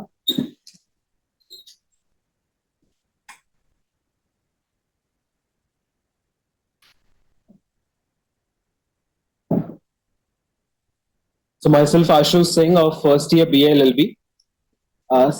Third year BLLB. I'm sorry. Sorry. So I guess I forgot myself to introduce well, but definitely the man for with whom we are here needs no introduction. But of course, we should understand about what law is, or for me, the two words Ambedkar and law are very much synonymous. I think for the legal professionals, he is the inspiration to all. And definitely in many ways, Dr. B.R. Ambedkar or Baba Saheb had an interaction with law, be it as a student of law, then as an advocate, then as the policy maker, a legislator, a professor of law, then be it the social reformers and many things. And also, he was the professor at the Government Law College, Bombay. And later on, after years of as working there, he became the principal of the GLC Bombay. This talks about what great impact he had. So talking about the few cases, because we have always been understood or have been shown about what he has done with the Constitution of India, but the struggling period of Dr. B.R. Ambedkar, which every lawyer goes through, because this profession has a long struggling period. So when in 1923, in July, when he came back from London, he didn't have the money to enroll himself into the Bar Council, and it was his friend who gave him the money. And then still after that, for 1.5 years, he was without the work. This talks about what dedication he has toward this profession and law as a whole. And definitely it was the era where the stalwarts like Motilal Nehru, Dadabhai Naroji, Jawaharlal Nehru were eminent lawyers present in the Bombay High Court. And he had a great struggling period to get the cases. Number one, because he was a newbie. Number two, because of his caste. None of the people trusted him because he came from an untouchable society.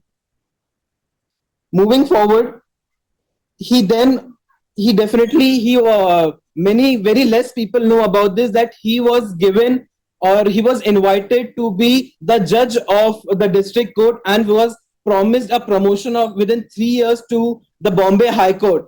but still what he thought that what he works as an advocate has a greater saying, and this is what the society needs from him. He always worked on the cases, not for the money, but definitely on the issues of the people. And the cases which I would talk about, the three cases. Number one was the defamation case. It was Deshanche Dushman. This was a book written by Jwale and Jwalkar. These two people wrote the book, and in which they quoted Bal Gangadhar Tilak as the enemy of the country. And there was this group, the elitist Brahmanical group, which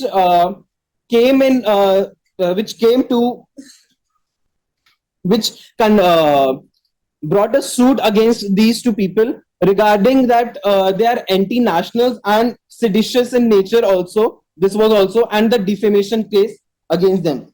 Then very beautifully, Dr. Ambedkar argued that the petitioners have no locus standi as they were not close relation to Lokmanya Tilak, and also states the fact that they were not alive as well.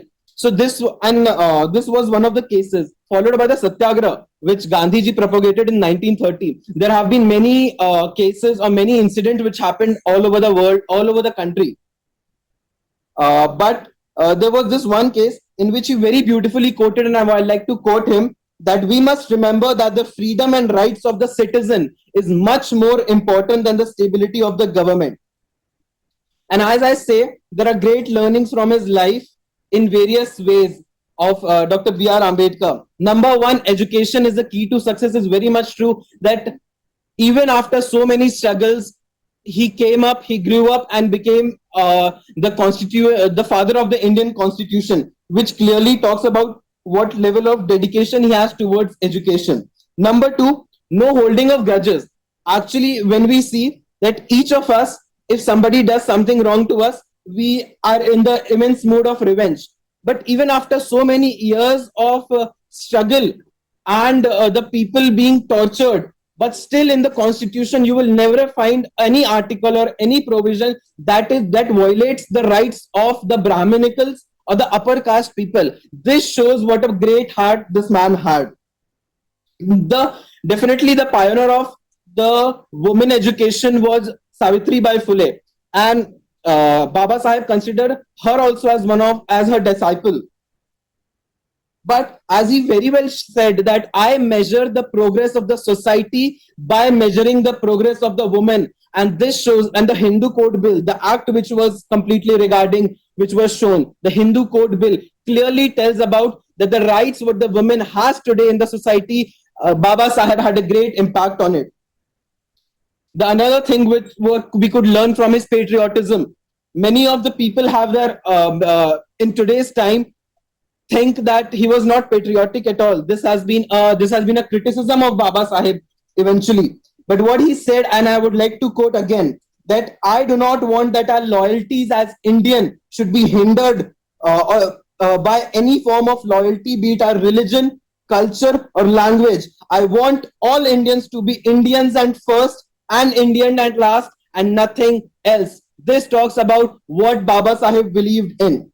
Then professionalism. As a professional of law, he talked about, he was against the communist ideology and the Brahminical society. But as a lawyer, he has defended both the people and both the societies, which tells about the profession and the personal opinions should be kept differentiated. And also, ma'am talked about the hardships what he faced in his life. So definitely, even after all those things, if he could achieve so much, the loss of his mother, then the second mother coming in picture, then the loss of his father, the loss of his children, the loss of his wife, all these incidents tells us how strong this man was from inside on a personal level as well. And lastly, I will talk about his futuristic approach. When the India was starving, we were not having 2 squares of meal per every person, but still this man had thought of the principles of human rights and DPSPs, which are still relevant today. That talks about what futuristic perspective this man had. Then I would like to end my speech by 2 things, a request and a question. The request is that each one of us sitting here, definitely a little less in number, but my thing is each one of us in our own ways give back to the country, give back to the nation, and help in the nation building.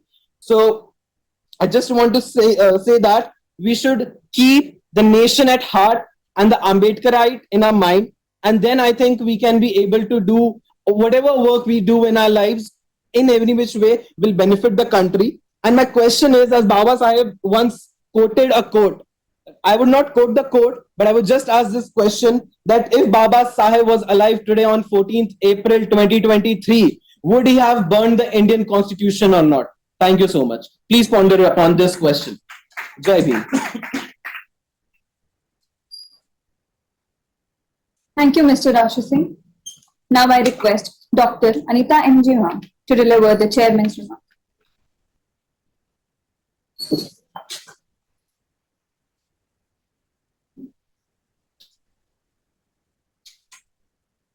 Respected dignitaries on and off the dais, and my dear students.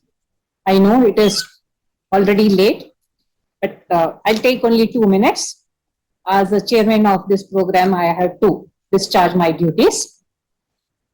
Today's program started with a beautiful skit by the students and Parampara team.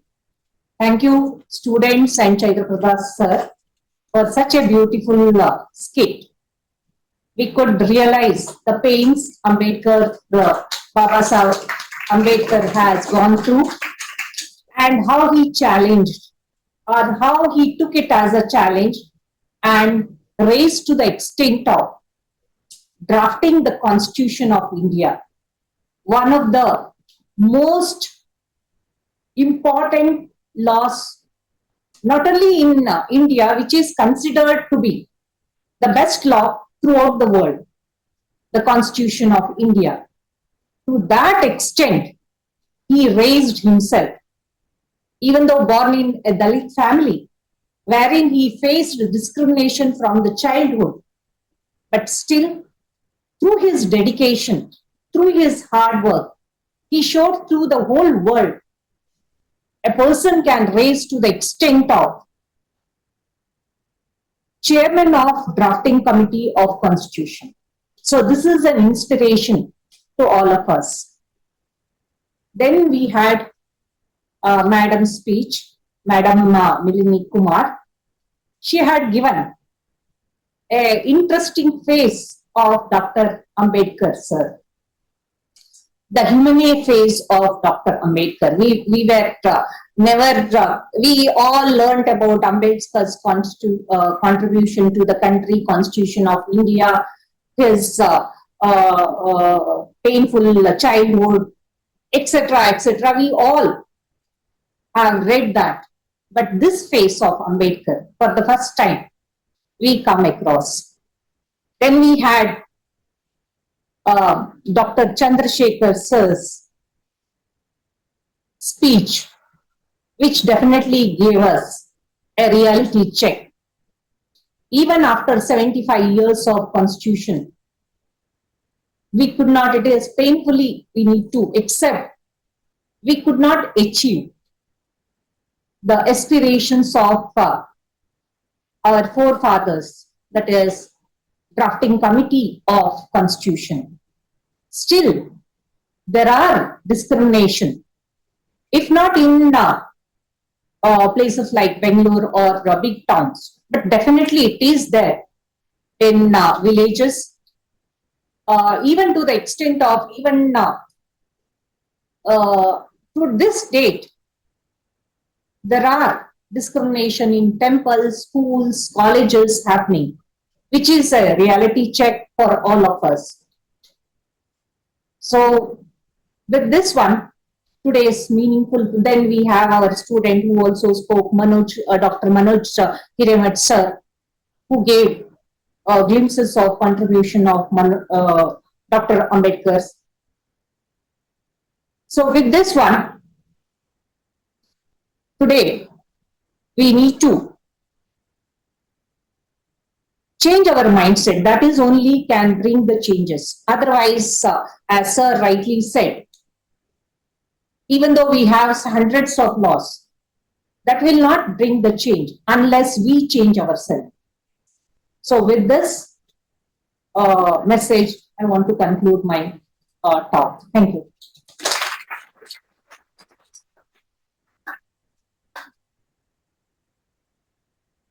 Thank you, ma'am. Now I call upon Ms. Shreya Kumar to present the vote of thanks.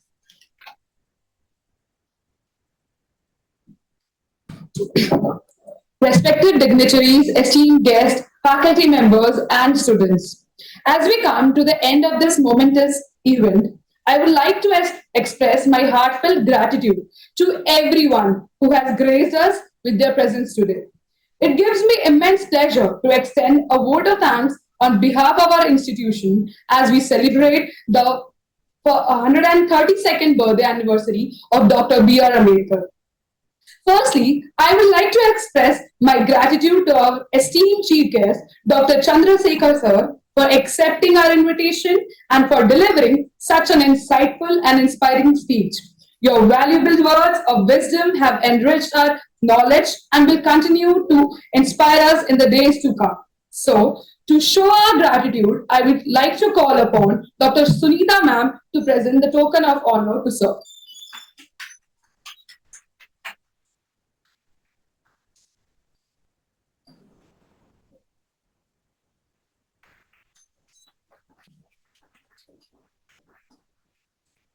Thank you, ma'am.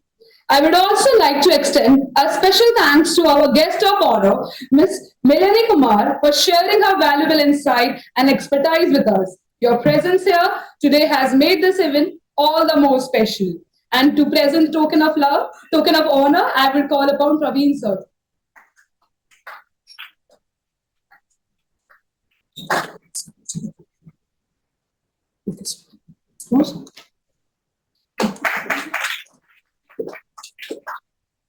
I also extend my heartfelt thanks to the Principal Sir, Dr. J. Malika Arjunia Sir, in his absence, Vice Principal, Dr. Anita M.J. Ma'am, IQSC Coordinator, Dr. Manoj Sir, for their unwavering support in organizing the event. So, to present the token of honor to them, I would like to call upon Chandrakala Ma'am.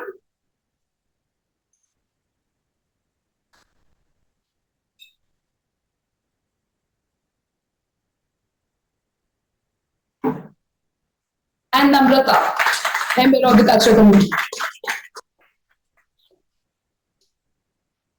I also take this moment to thank our esteemed guest, Jeevan Kumar sir, whose presence has always made us feel special. And to present the token of honor, I would like to call upon Lakshmi Naraspa sir.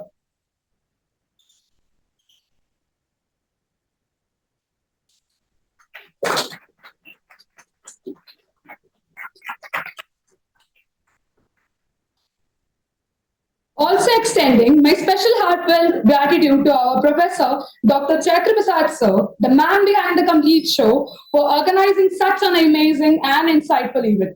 Thank you, sir, for always bringing something new on the stage. Also, how could I forget to congratulate and thank the whole Parampara team for putting up such great performances. And when the talk of the Parampara has come, let's take a moment to show our respect to the strength behind the whole committee since years. So, to present the token of respect to Mahinte sir, I would like to call upon Tanmay sir to please present the token.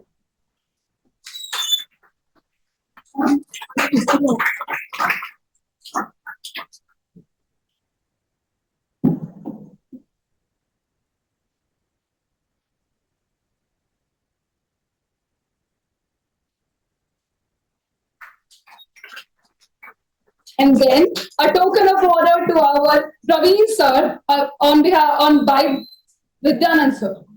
Is he? By Rohit sir. He's not here.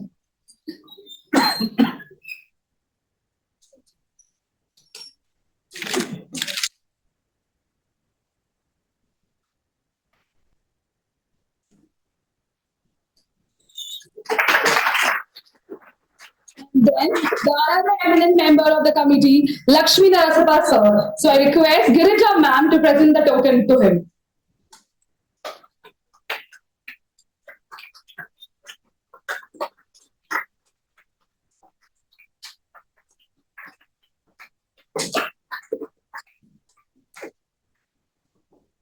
So, as the event ends, something new has to start.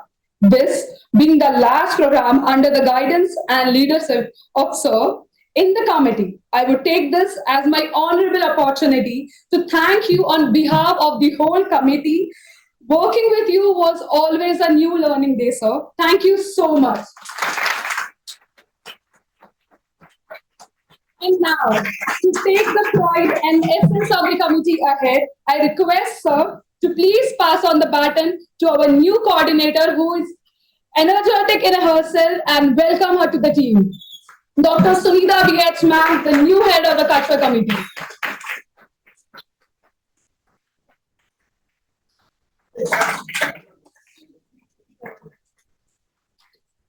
We welcome you to the team, ma'am. So, now, not to forget, my sincere gratitude towards faculty and students whose presence made this event a grand success. Without you, this event would not have been complete. Once again, thank you all for making this event a grand success. Let us live with the spirit of Dr. Ambedkar's teachings and continue to strive towards making this world a better place. Thank you, everyone.